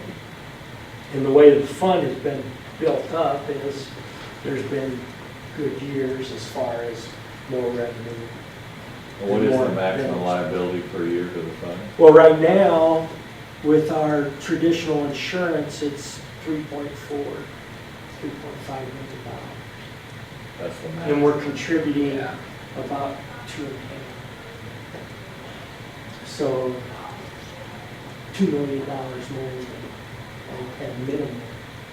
$1 million for 1 year, $1 million for another. Yeah, I heard, okay, I think I followed that part. But so you'd be looking at the difference between what we would contribute versus what the max liability is, and having 2 years worth of that as a reserve. No, we'd be looking at what our projected final, it's your, total revenue to the fund, your balance, that would be usable, and then you have the annual, or the max liability. Well, your spreadsheets are so helpful because you can kind of key in there, Correct. worst case scenario, here's where we may end up, which is so helpful. I mean, we don't have a crystal ball, but that's as close as we're gonna get to one. And correct me if I'm wrong, having those three different, you know, the way it is now and having two other deductibles, isn't that kind of showing us that trend of what, if we're gonna make an attempt to keep our contributions the same, won't that kind of show that as well? Yes, Yeah. Yes, okay, They give us options. and yeah. one thing about insurance, every year it's, I don't see it changing. Every year it increases. So to add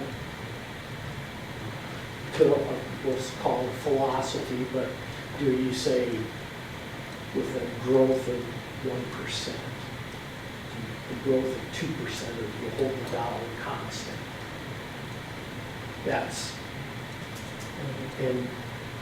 That's where the ending balance, it has to continue to grow as well, because $1 million doesn't purchase, $1 million in 2025 does not purchase the same as what $1 million in 2020 did. So you, ideally speaking, it grows with some sort of rate. And we have benefited a lot from just interest. Well, and I just thought of that too. I almost wonder if our interest income should be out of our calculations to some degree for what we have as available money. I mean, it would still be available and it's still a benefit to the fund, but maybe that's your factor that gives you a growth. I don't know. I would not want to include that. That would be I'm a not- very conservative way of estimating revenue, however. It would be conservative on the revenue side, yeah. So that would build a factor of growth to it. But it would show that, it may show that there's more need to contribute to the fund. It would. But if you add a 5% growth factor to it, that would show the same thing, like, or relatively. I like seeing it in there. Yeah. I mean, that gives us a truer picture. We need as true of a picture as we can, you know, without making Yeah, and things muddy. I wasn't saying like, or I wasn't intending to say just remove it from the picture, like we forget about it, but if you use that as, this is funds we want to grow the fund with, like, you know, like, not to throw another caveat into this, but I know the 2-tier rates versus 4-tier rates has been discussed, and even the two comparisons here have both ways. Do you want direction on which way to get those quotes, or do we want to get them both ways, or? Well, I Which think, way do we price well, it? Michelle has just always told us that it would not really change our contributions, correct? Am I wording that right? Michelle said that. going If the to- board is interested in setting up 4 different methods of doing that, again, that, what you're doing is you're,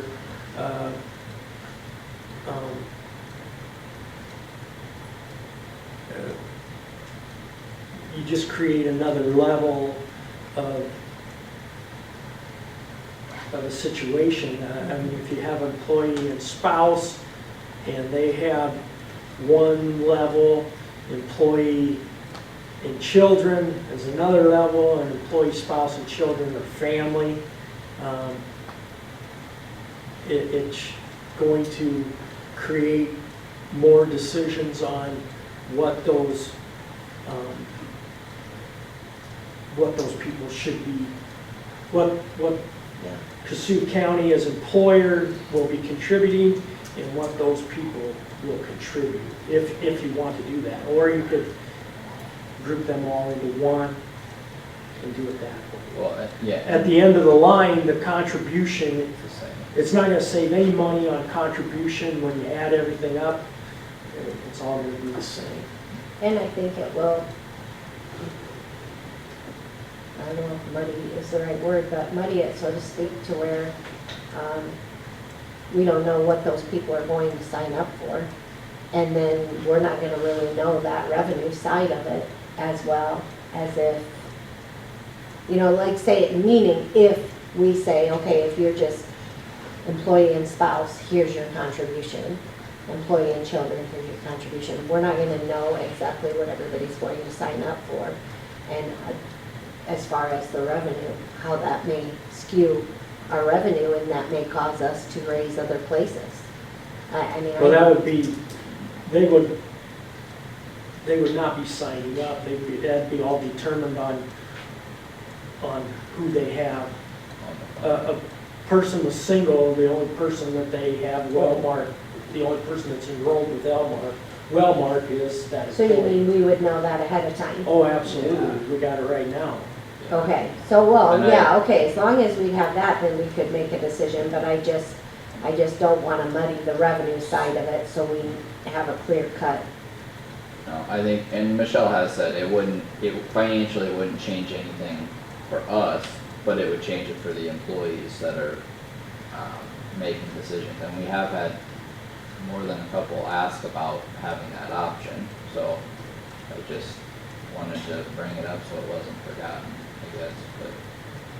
And maybe we just look at 2-tier rates to start, and then once we know which two we're gonna set side by side, then maybe we look at 2-tier and 4-tier and combine which or decide which path we wanna go down. I don't know, I just.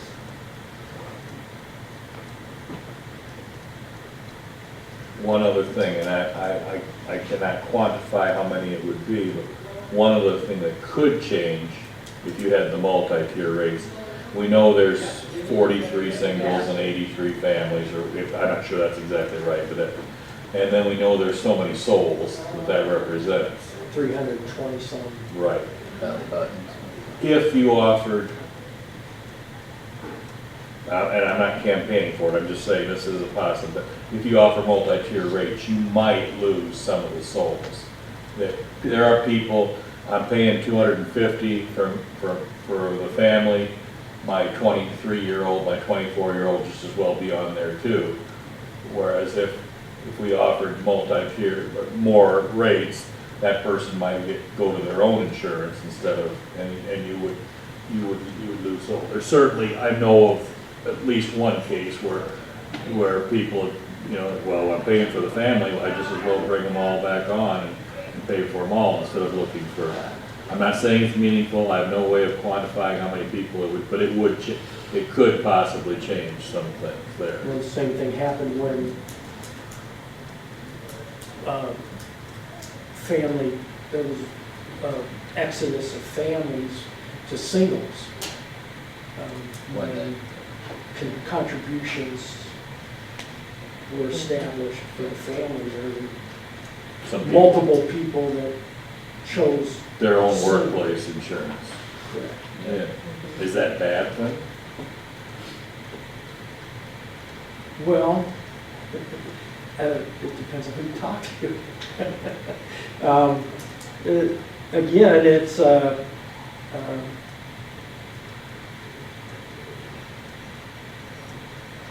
it depends on who the people that need health care are. Because again, the people that need the health care are the people that drive the expenses. Yeah, right. So what you're saying there is the people that can go somewhere else may go somewhere else, and the people who can't go. Correct. And so your costs stay relatively constant. Yeah, I mean, ultimately, we're paying, I mean, if I, and I hope it doesn't happen, but if I have a stroke right now and need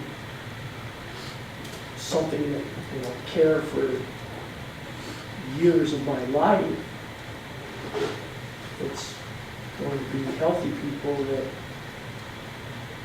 pay for my, whether I'm paying a single or whether I'm paying a family. But my costs are going to be the same.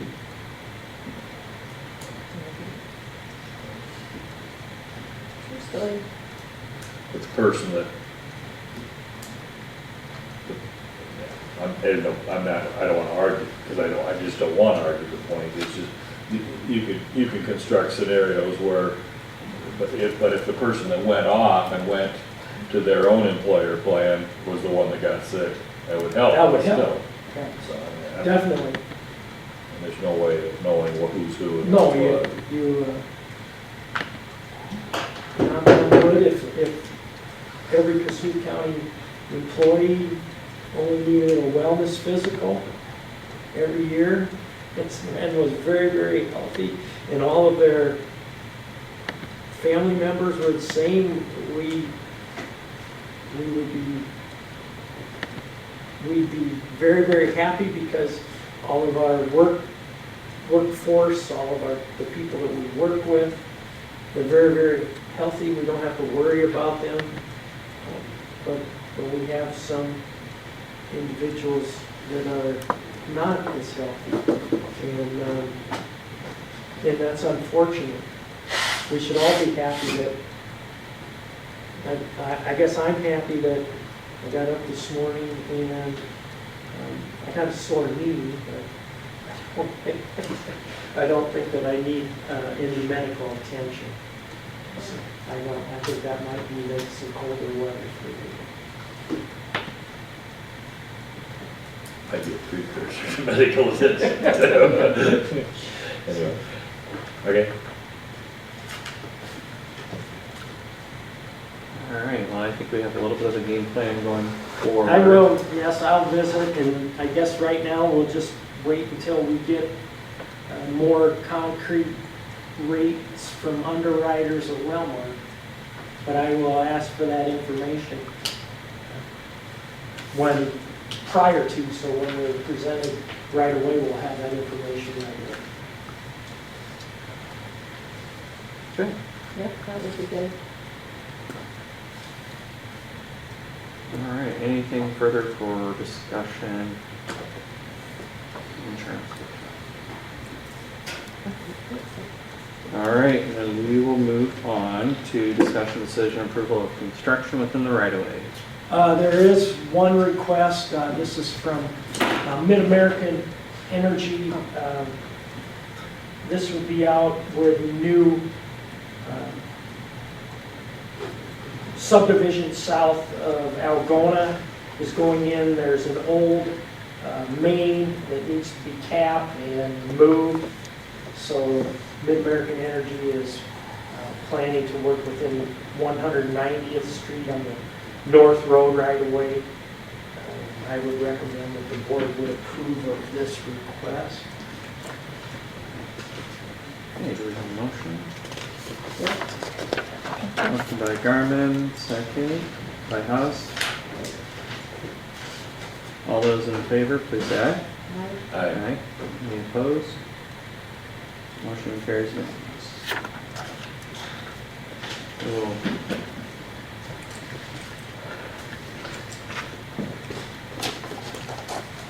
Get your signature on this, Josh, please.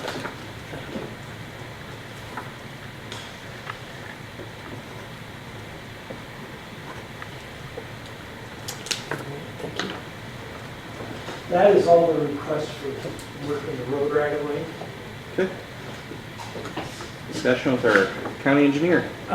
Yes, I included in your packet, you requested some information about estimated costs.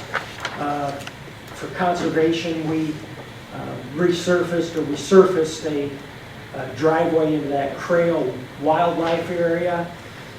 We actually worked, if you look at, there's some gravel pit property. We went from Highway 169 to the east side of that gravel property. There was a low spot in there that we raised using some strippings from gravel pits. And then we used crushed asphalt for surface. I gave a detail of our secondary road employees that worked and how many hours they worked and the equipment that was used. And then that material, I used $5 a ton for the crushed asphalt, which is actually our crushing cost. Gravel strippings, I used $1 a ton, $10 per truckload. We used belly dumps for the crushed asphalt, so 20 tons on that. So labor cost approximately, if you go clear to the bottom, about $2,500 of labor, $4,100 of equipment, and $3,500 worth of material. So it was right around, using this estimate, right around $10,000.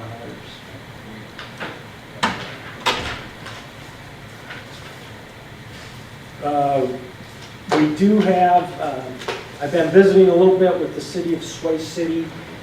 P30 runs through Sway City. They would like to put a stop sign up at the intersection of Ash and P30. This is a road. P30 is a farm-to-market extension. Kossuth County has some jurisdiction. The city of Sway City has some jurisdiction. I believe I'm going to get this on the agenda for next week. I'll talk more about it, but in order for that to be an official stop sign, there does need to be a resolution in place by the Board of Supervisors. So we'll work on that. Road vacation, we do have that notice out to landowners. That would be 190 Avenue between B19 and 290th Street. The truck that I think I spoke last week, there was aluminum sleeve that was damaged.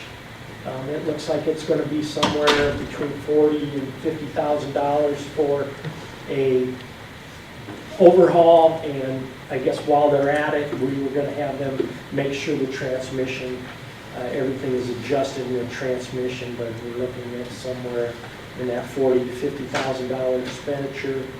We're still working with the Which piece of equipment is that? Sorry. Pardon me? Which piece of equipment is that, Doug? Sorry. Truck 4049, last week we spoke, and Okay. we had not had everything diagnosed. Is that up there in years or miles or both? It's a 2003 Sterling. Okay. Would we be better off to get rid of it sooner than later instead of spending that much on a repair? Well, there's 4 or 5 trucks older with more miles. But do they need urgent attention to that same The level? same thing could happen to them.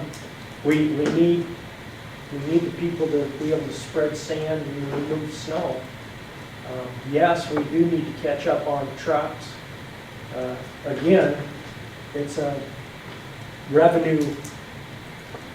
We're trying to catch up on some infrastructure, and we're trying to get equipment. I think it would be in the best interest of Kossuth County to get it repaired. Okay. If the board wants to start, if the board would prefer to start not repairing this equipment, I need to be made aware of that. Well, for example, I was at CIJDC Executive Committee meeting yesterday. We were talking about, at one point in that discussion, we talked about our cars that we use for transport. Some of those are over 400,000 miles, and they're running just fine. There's no issues with them, routine maintenance and stuff. But then we have one that gets hit by a deer and it's totaled out. Obviously, we're not going to spend $30,000 to fix a vehicle that we can replace for $30,000.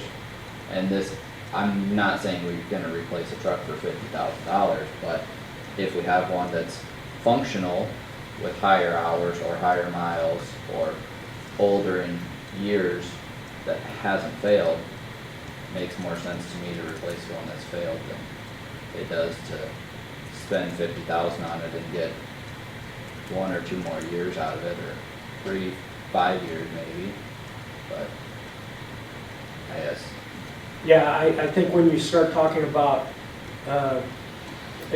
replacing an automobile, where you can possibly get that, when we start talking about replacing this equipment, it takes, taking a year and a half from what other counties are telling me to get that piece of equipment purchased and get it. So, again, we can certainly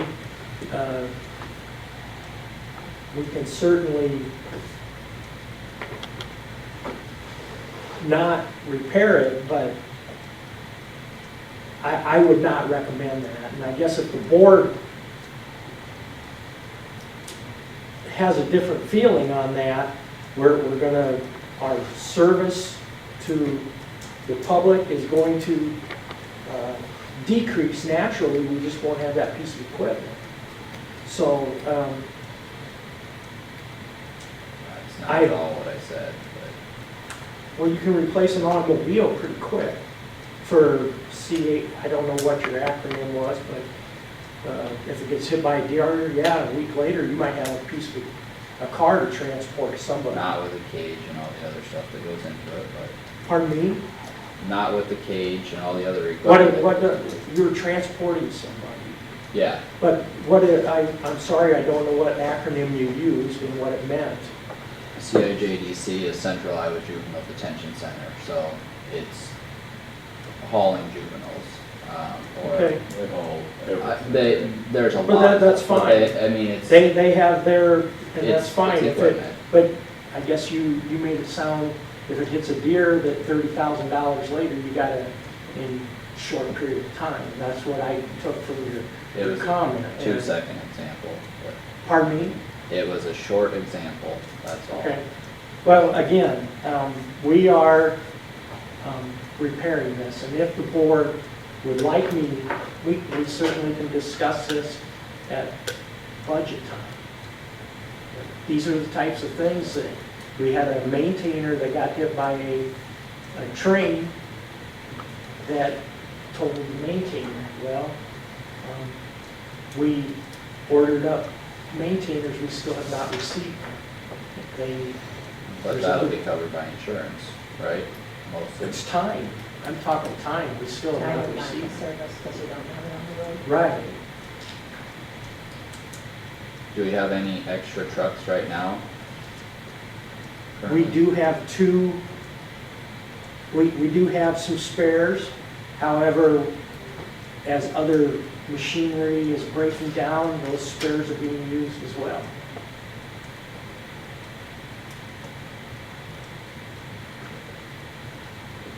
I think we have, right now, we have 3 trucks that are, 2 of them are in Decorah, and 1 is in another shop with transmission issues.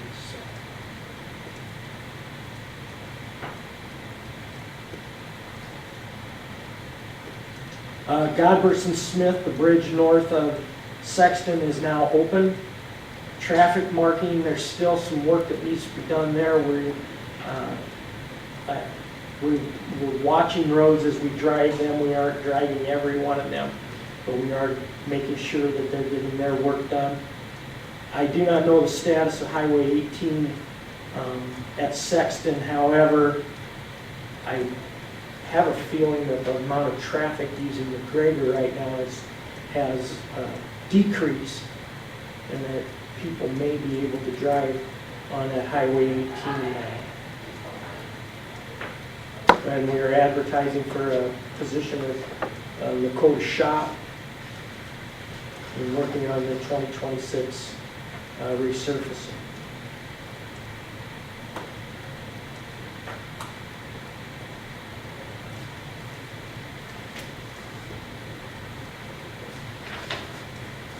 Okay. Anything further for Doug? I do not. Okay. Thank you. All right, thank you. Okay. Can you take that break. Yeah, I was gonna suggest take a Okay. 5 to 10 minute.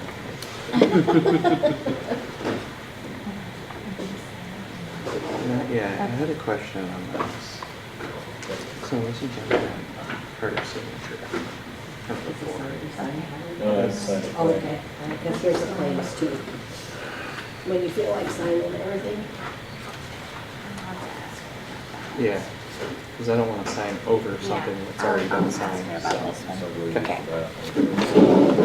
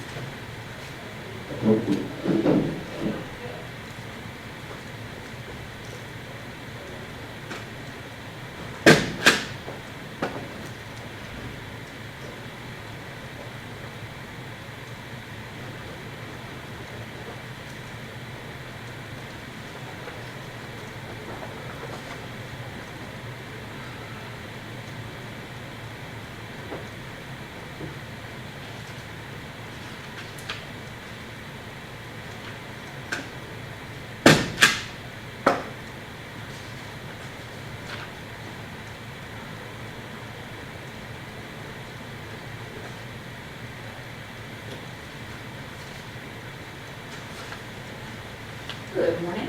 Morning.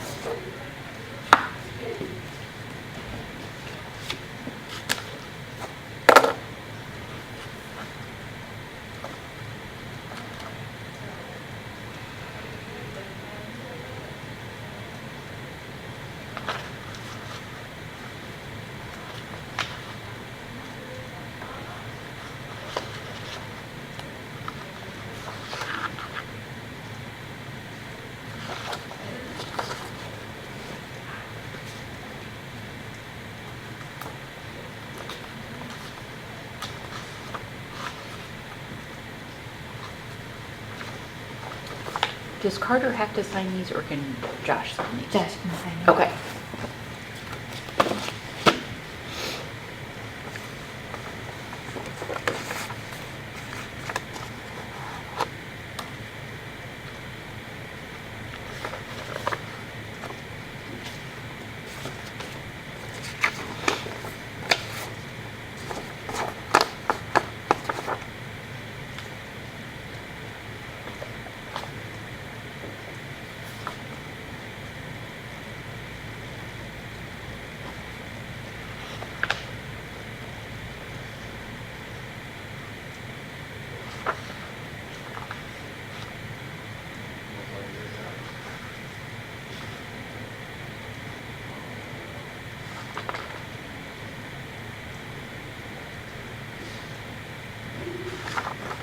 Hello.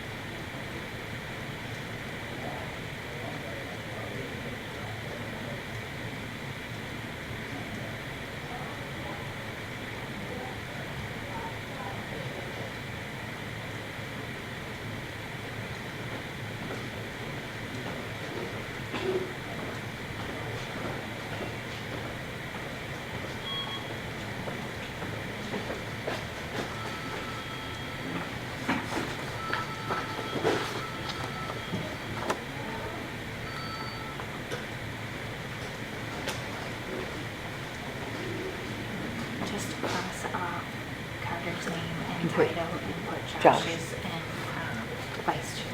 Okay. Did you figure out what that one was? Yes, so it shouldn't have been in the pile. It was one Okay. that was approved last time, but the name was supposed to be made out to the wife instead of the husband or something like that. So it was a okay. name change. Okay. So,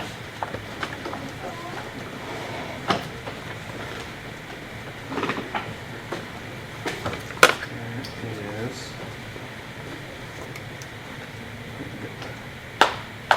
The rest of them.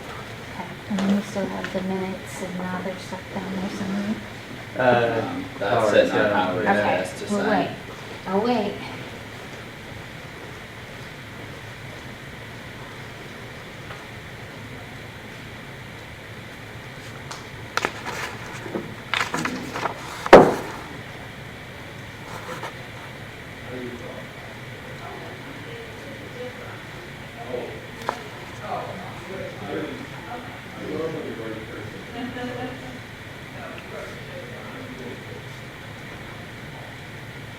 Oh, look at that map drawing.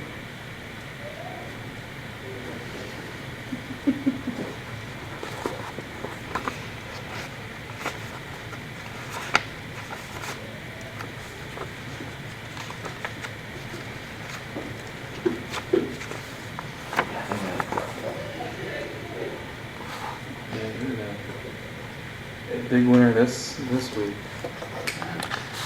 Like usual. On an annual basis, that's pretty That's 7 total.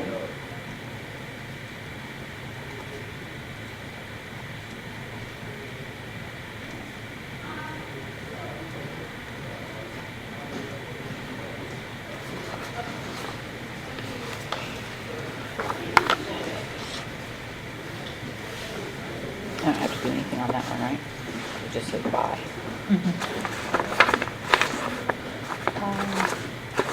And then bye, okay. Then you give those to him so they can look over them as we're talking about it? Okay. They already have them in their packets. Oh, that's right.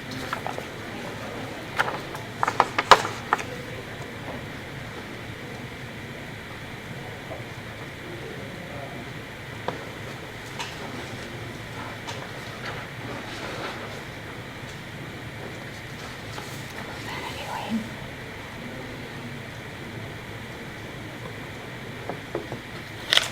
No, I need your dad. For some reason, I still can't get in the library. So she, who does the passports and doing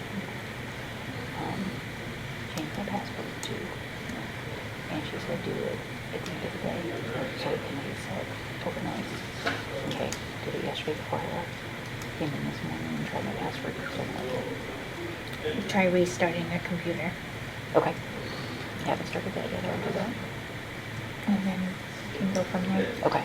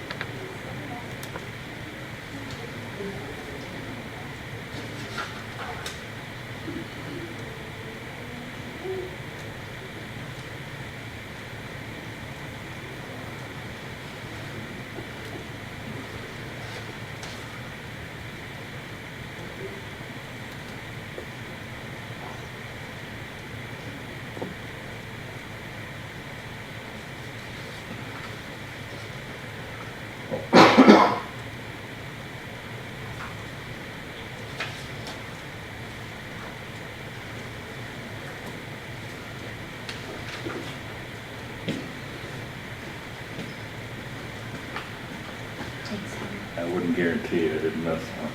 So I'll double check. What happens? We'll have to wait for, well, actually, we won't, because he isn't here yet.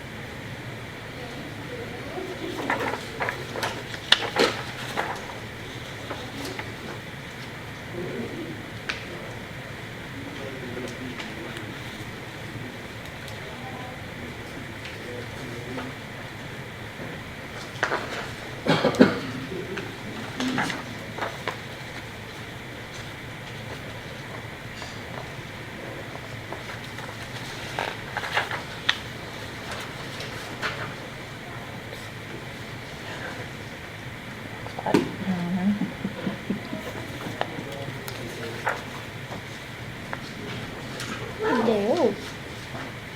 That's what happens when you do, what was it? We ended up with 9 that day. Yeah. 9 resolutions.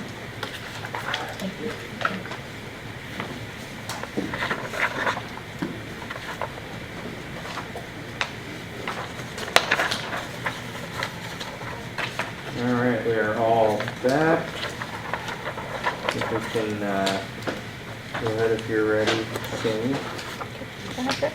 Yep. We'll So- move on to discussion decision approval of change order number 3 for DD 44 flat 40. Yeah, and they're obviously in our packet, but, just since it's in my district, I'm well aware of it. The change order, and this would be the final pay app with the exception of the retainage. It results in, it's the rectification of quantities is what they call it for the last change order, but, long and short of it, it amounts to basically a 3% increase over the original contract, so I feel pretty happy about that. It's basically exactly what landowners would have been anticipating from the bid letting and stuff, so I feel pretty comfortable there. Don't know if anybody has any questions. So tell me why is 3% more or whatever? So the biggest thing probably would be the connections between, cross connections between the old system and the new system. Because they weren't gonna do that originally. Correct, that wasn't in the initial bids. So there was a reduction on the crush and bury, but the new stuff exceeded that. There's a few other odds and ends that had to be changed along the way, but there was nothing really significant. So, I mean, and in comparison to history of other projects, 3% is pretty close. So, I'd move to approve the change order number 3 for DD4 lot 40. Okay, motion by Stecker, do we have a second? I can do that. Second by Haas. Any more discussion on the motion? Hearing none, all those in favor please say aye. Aye. Any opposed, nay? Motion carries unanimous. And the pay app obviously correlates with that, but, like I said, it's the final one before the retainage, so they're done with all their work with the exception of, they have to go through the completion, so. Everybody happy? I mean, I haven't had That's any because we still complaints have the come to I know there me. isn't very Okay, many that's all. everybody. Okay. Yeah, there's only a handful or a couple handfuls of landowners, but Tad and myself and Tyler did a walkthrough on this. There was a couple little odds and ends that were directed to clean up, but, nothing quite like 60 sub 4, so, I don't anticipate any major issues there. So I'd move to approve the payout number 5. as well. Second. Motion by Stecker, second by Garmin. Any further discussion on the motion? Hearing none, all those in favor say aye. Aye. Any opposed, nay? Motion carries unanimous. Just not, when do you go to final, the final You can get those to completion? John. One of the things that, because I had asked Tyler if he had any idea of scheduling that or not, and he had said they didn't have the final quantities until they got to this point to process the last payout, so he said they're going over everything now, but I would, I would anticipate it'll be sometime early winter or late winter year. It's probably gonna be in our best interest to do both flat 40 and 42 side by side because it's the same people, or the same people that'll be on 42 are also on 40, so. You're essentially done too. Yeah, with the exception of a few minor finishing touches. I don't know that the final quantities for 42 have been turned in yet, but the vast majority of the work out in the field is done, yep. Okay. Yep.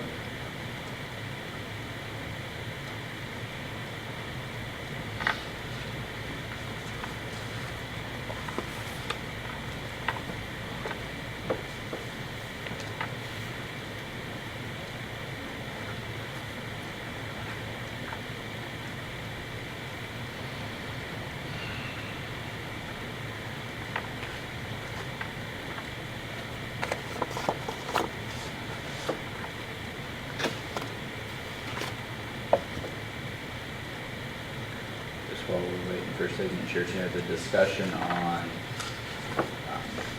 crop damages for 42 may be a little more extensive compared to normal for discussion because of the extra staking and the other routes that were out there.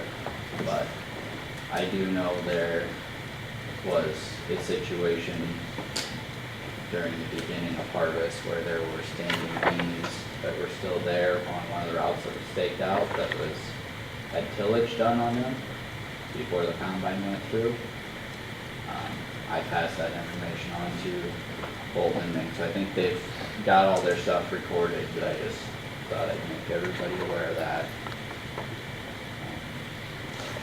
But otherwise, I think everything else is pretty well satisfactory and should be in good shape. I do know both systems have been televised. I believe everything's looking pretty good in general, but haven't heard a final word on that, so to speak. But Alright, next we will move into drainage repair requests. yay.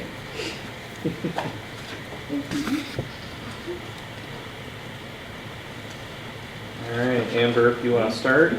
Sure.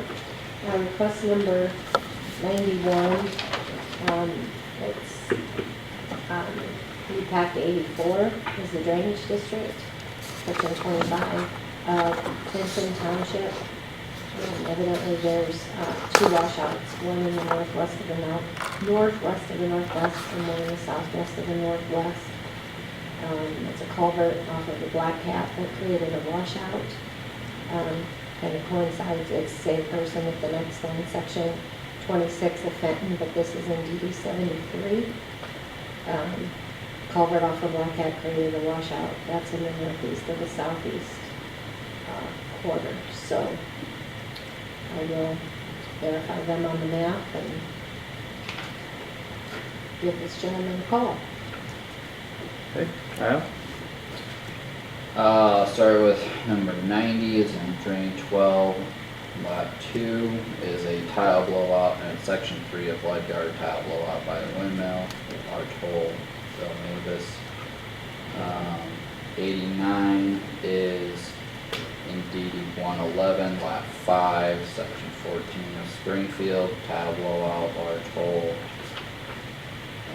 88 is in 166, which that's also a tile blowout, large hole in Springfield of section 20. 87 is DD 69. Well, okay, so this is one I did talk with Heath Bernard on last week. So this one would be in DD 108, and that tile system has had a number of issues. It's probably substantially undersized, but there's concern about trees or tree roots or CRP roots in the tile. He said he had Blair look at it, but he doesn't have a camera. But I did discuss with him, this system probably needs an improvement project, and it sounds like there's quite a few neighbors that also are concerned about the slow water flow, and I told him I'd be concerned about spending X amount of money to do a lot of investigation or repair section here or there, and then have people still not satisfied with the water flow capacity that they're going to get from it. So, I'll probably have some more conversations with Heath about that, but he was going to visit with some of his neighbors, and we'll come up with a plan there. Next one is in DD 69 Lat 10 in Greenwood Section 32, and there's a hole in the field. He said it was fairly close to the ditch, so I don't think this has any, I don't think that one has any CRP around it, but that should be a simple washout to fix. Mark Blocker has the next one at number 85 in DD2, Main 3, Section 23 of Greenwood. It says it's by blacktop, and it's flagged, sinkhole, with dirt missing. He says the old 24 has separation, possible break. I think we'll probably need to double check to see if the old system was abandoned when they did this, or if it was maintained, because that may have been turned over as a private tile, but I don't know the history. That was an improvement project before I got on board. And we probably should be almost like, I'm almost wondering if we should have a spreadsheet of like the drains and the reclassification, if they have an improvement and we maintain the old system, or we have an improvement and we abandon the old system. We probably should keep track of that for the future, because like D4 Lat 11, the improvement project we are talking about and have in the works right now, that will be an improvement project, but we'll also keep and maintain the old system. So for future trustees knowing. So you don't have to look it up every time? Yeah, I mean, to not have to dig through the record books for hours or days on end would probably be handy for somebody. The next one I have is 83, number 83 on DD 125, main tile, section 31 of Lincoln, blowout in the middle of field for Francis Rodman. And that's my pile of Christmas presents today. Do you want to do Carter's, or do you want to wait till next week? We should be able to do Carter's. Someone want to read them, or? I can read them. They're all in the packet. Let's get them done and you can sign them and Carter. in next. Let's do it. All right, Carter has number 84. It's like section 18, Riverdale Township, DD 138, northwest southwest quarter blown tile, marked at the end of the field. Request number 82, HK 346, in Wesley Township, section 13. Large hole about 4 feet deep, marked with by Dwayne Eden. The other one was by Howard. Was that Kaiser? Kaiser. Okay. Need a motion for supervisors to handle their requests. Guess I'll make a motion. Second. Second by Secker. Just a question, I'm scrolling around here, no doubt lost in America, but is 90 not on in the system here? I didn't see it on our packet either. I didn't So. either. I was scrolling and thinking I know, I was missing it every back and time. forth. Number 90. 90, yeah. Maybe it didn't go through in the printer. And that It could was- be. Does that say yours, Okay, Andrew? it's just- No, that's fine. Good. It doesn't matter, it's not. a Kyle, big do you deal. have your 90 there? Yeah. Okay, it Okay. must have just not That's went fine. through in the printer. Yeah, that's the one. It's a tile blowout by the windmill for Phil Mavis. Okay, sorry about that. No, it's No. fine. Oh. You're right, it's not in the package. Well, I just, Yeah, I just scrolled through it again to double check. Sometimes the copier misses some things. okay, Yeah. Ready to vote? Not yet. Any No, further that's all I discussion? have. I'm sorry. Okay, all right. Sorry. All those in favor say aye. Aye. Any opposed? Motion carries unanimous.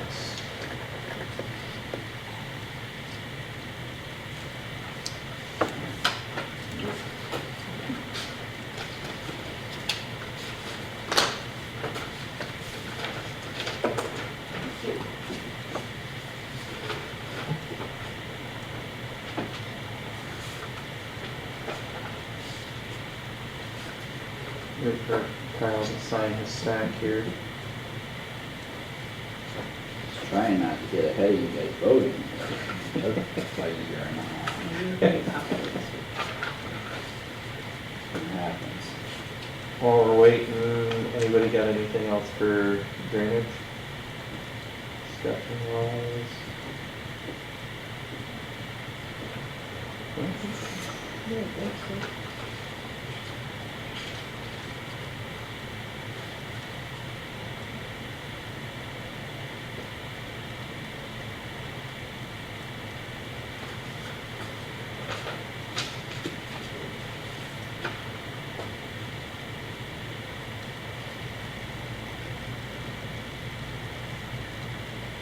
Maybe Jeopardy.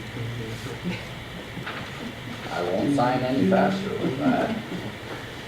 Just the way it goes. I just say we need some background music and that'd be pretty good. There's no prize. That's all I got. No, there is a prize. It's called Okay. carpal tunnel. Oh. You consider that a prize? Right, that's all we have to meet, right? Yep. Okay. Thank you. Mm-hmm. All right, if there's nothing else for drainage, then we will move into discussion with our auditor. Okay, I received an email, well, I received an email last week, and then I received another one this morning from Kaylee Gibson from Summit Carbon Solutions, requesting that Kylie Lang, project manager, be placed on next week's agenda to provide a project update. Well, last week or the week before, Carmen from Palo Alto County had sent out an email to our district auditors, asking if any of them had been contacted because she had been contacted, and her concern was because we're in the middle of a lawsuit with Summit Carbon Solutions, should we be talking to them? So I did reach out to her last week, and she had said they were not on the agenda yet, but she hadn't heard from her chairman or vice chairman if they were going to put it on or not. So I guess my question is, do you want this on the agenda next week? Can we reach out to our attorney and just get his legal advice on that? Yeah, I guess we can, but if you say no, that's no. Then you don't have to waste the attorney's money either. I'm not sure I heard what you said. I was asking her if we should reach out to our attorney to just get his legal opinion on that.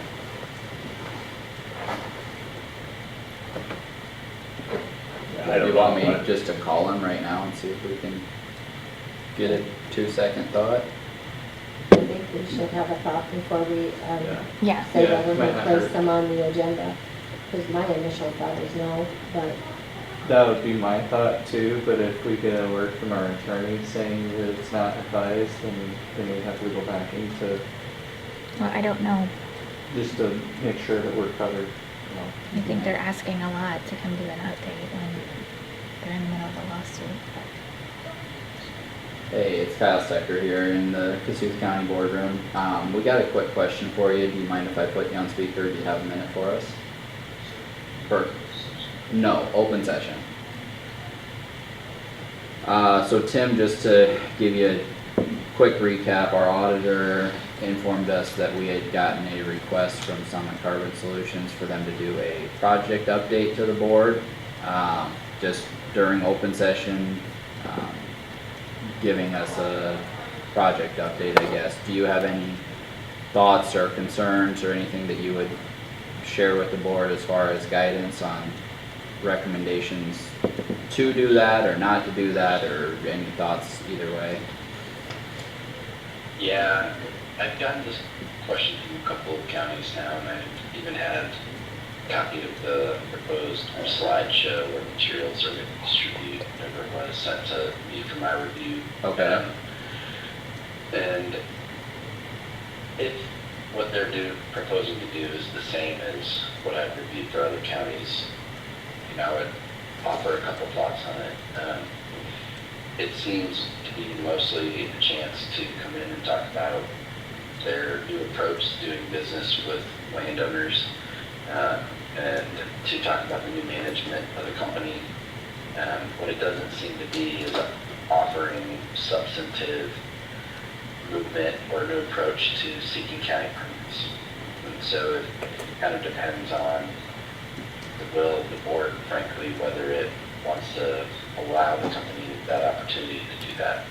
I've had one other client turn them down. I've had one client accept it. And when I believe it was Bremer County that accepted it, and they allowed the company to come in, and then they asked several questions, some of them pretty probing, about the company's intent with phase 2 of the permitting process, with some of the litigation that's underway, some of it filed directly against the county. So it kind of depends on, I guess I would say to you as supervisors, what is it that you want out of it? And if the proposal isn't going to address any topics or offer any information that is helpful or interesting to you, there's no reason you have to accept it. But if you, on the other hand, think there is something you're interested in hearing or learning or asking questions about, then you can take that opportunity to do it. As a matter of legal, I guess, advice, I haven't seen anything that causes me any pause in terms of it harming our participation in utilities commission proceedings or in federal district court or in state district court. It's a pretty perfunctory opportunity to come present, but some counties haven't been interested in it and some have. I know that's not maybe all that helpful, Kyle. No, Tammy's got a, yep, no, appreciate that. Tammy, our auditor, has a quick question. Hi, Tim. Sure. We did get a slideshow with the email. So could the board decide just to view the slideshow and say, thanks for the information, but we deny your request to be here in person? I really didn't hear it. So she said, yep, she said that we did receive the slideshow that they plan to present, which I would guess is probably the same one that you've seen. So she said, is there any issue with the board just reviewing that information and saying, thanks for the information, but we don't need you to come in, or is there any issues either way? There's no issue with taking that approach if that's what you want to do. Some counties and public bodies have an agenda that allows the public to come address them. And so, whatever you have on your regular agenda for that, if you forward it to others, you should forward it to the company. If it's a 2 or 3 minute limit, then that's what they have. You just treat them like any other member of the public in terms of public comment. If you provide that, I don't know what's on. Yeah, we do have public discussion, but I mean, even today we had an agenda item requested by a public individual and had discussion about it, but we can, yeah. So I guess, any other questions for the attorney? All right, thank you, Tim. We'll let you go and we'll have some discussion here about it, so. Sure. Have a good one. Thanks. Yep. Bye. So, I guess it's kind of up to us, but. Well, I have no passion here, but if we allow, in general, are we setting ourselves up for them saying, well, you didn't even allow us to come in?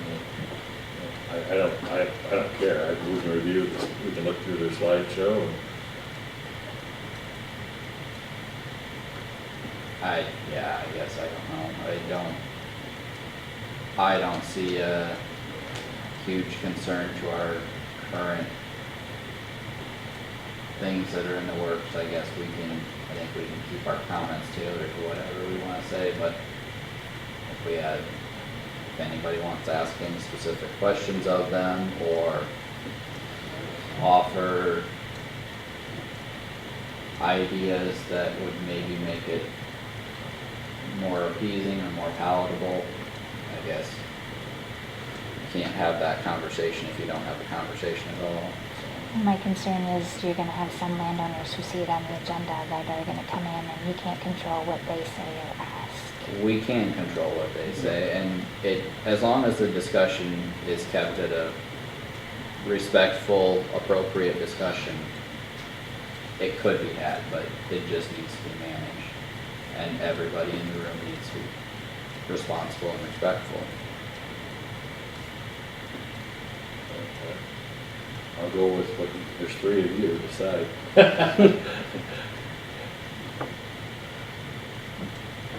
My first instinct is like, for now.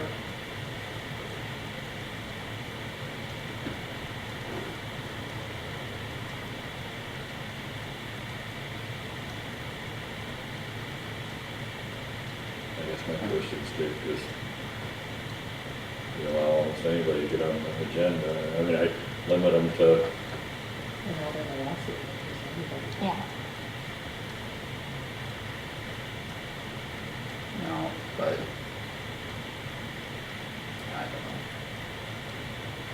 I think it would set a bad example of just not ever being willing to entertain a conversation, and even in lawsuits, you can have attorneys and have settlement conversations and maybe settle before you actually get to court. Obviously, this is not that type of a scenario, but I don't know.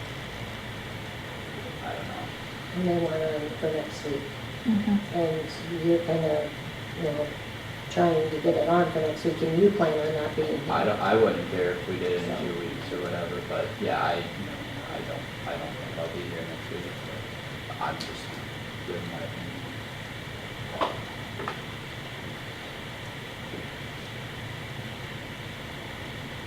And maybe we just review the slides, or you send us the slides and we talk about it more and decide next week. I don't know. They wanna be on the agenda next week, that's their request.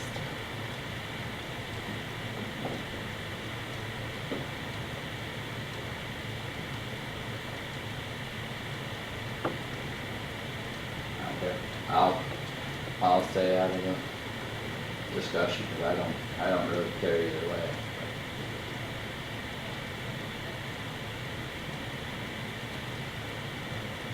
Right, I said, and I'm not changing my mind, I've already said it, but, you know, whatever you guys. Obviously, we gotta accept whatever's decided together, but that is where I stand. And I stand with you.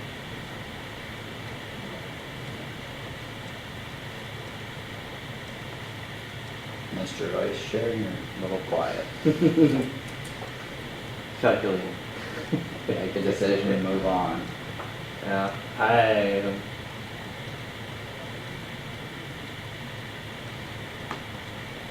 I'm not for them coming in just because I know it can open up a lot of different conversations, and a lot of questions and comments from the public. And well, I guess we can limit and keep those, but once those comments are out, they're out. You can't retract comments and things like that. That's my concern with it. I would say let's review the slides and say thanks for the information. there you go. I think Roll you with should that, share- I then. think you should share that with your group, you know, so everybody doesn't call and ask the same. Yeah. Yep.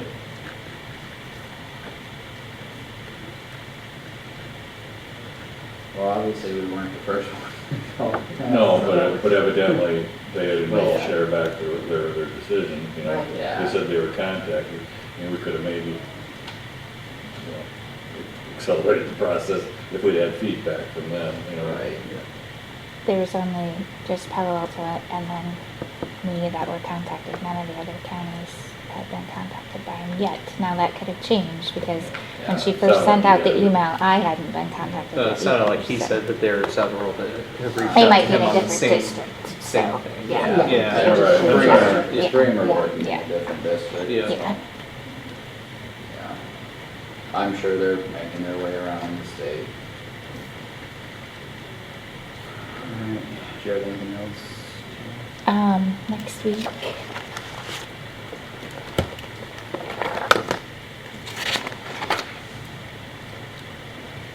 We have approved quarterly reports. So far, that is it. And that's all I have. Alright, board discussion. Howard, anything? Amber? I had nothing, but I did want to say, when we meet on the Wednesday instead of the Tuesday, that afternoon, I have some appointments that I can't change. Okay.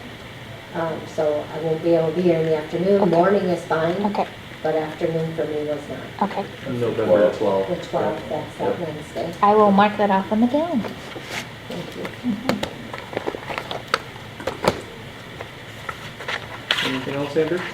Nope. Okay. Have a nice- Kyle? I had a busy week already and it'll continue. CIJDC Executive Committee meeting was several hours yesterday. We have a full commission meeting on Friday.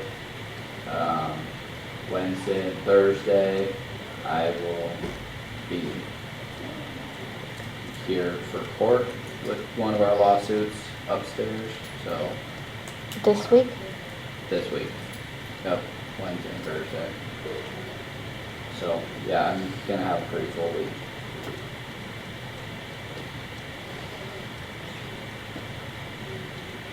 Anything else? I'm sure I could talk for an hour, but I don't think I'm going to. Okay. I had no meetings last week. Tonight we do have our E911 meeting, and it sounds like it's gonna be a full meeting, so, more to come on that next week. Yeah, but the UBC for that. We're gonna actually have it here, What time is that? 6 o'clock. I don't think Okay.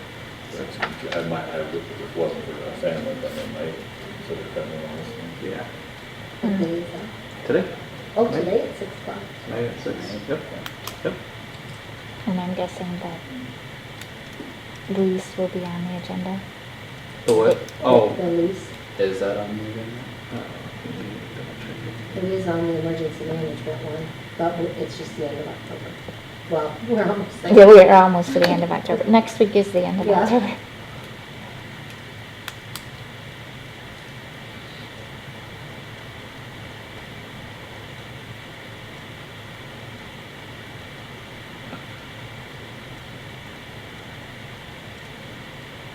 Let's see. Oh, there it is. Okay, I'm like, Your you're making me nervous. ERTC, please. Emergency Response Training. Training Center. Okay, Training perfect. class. Okay. Okay, thank you. Okay.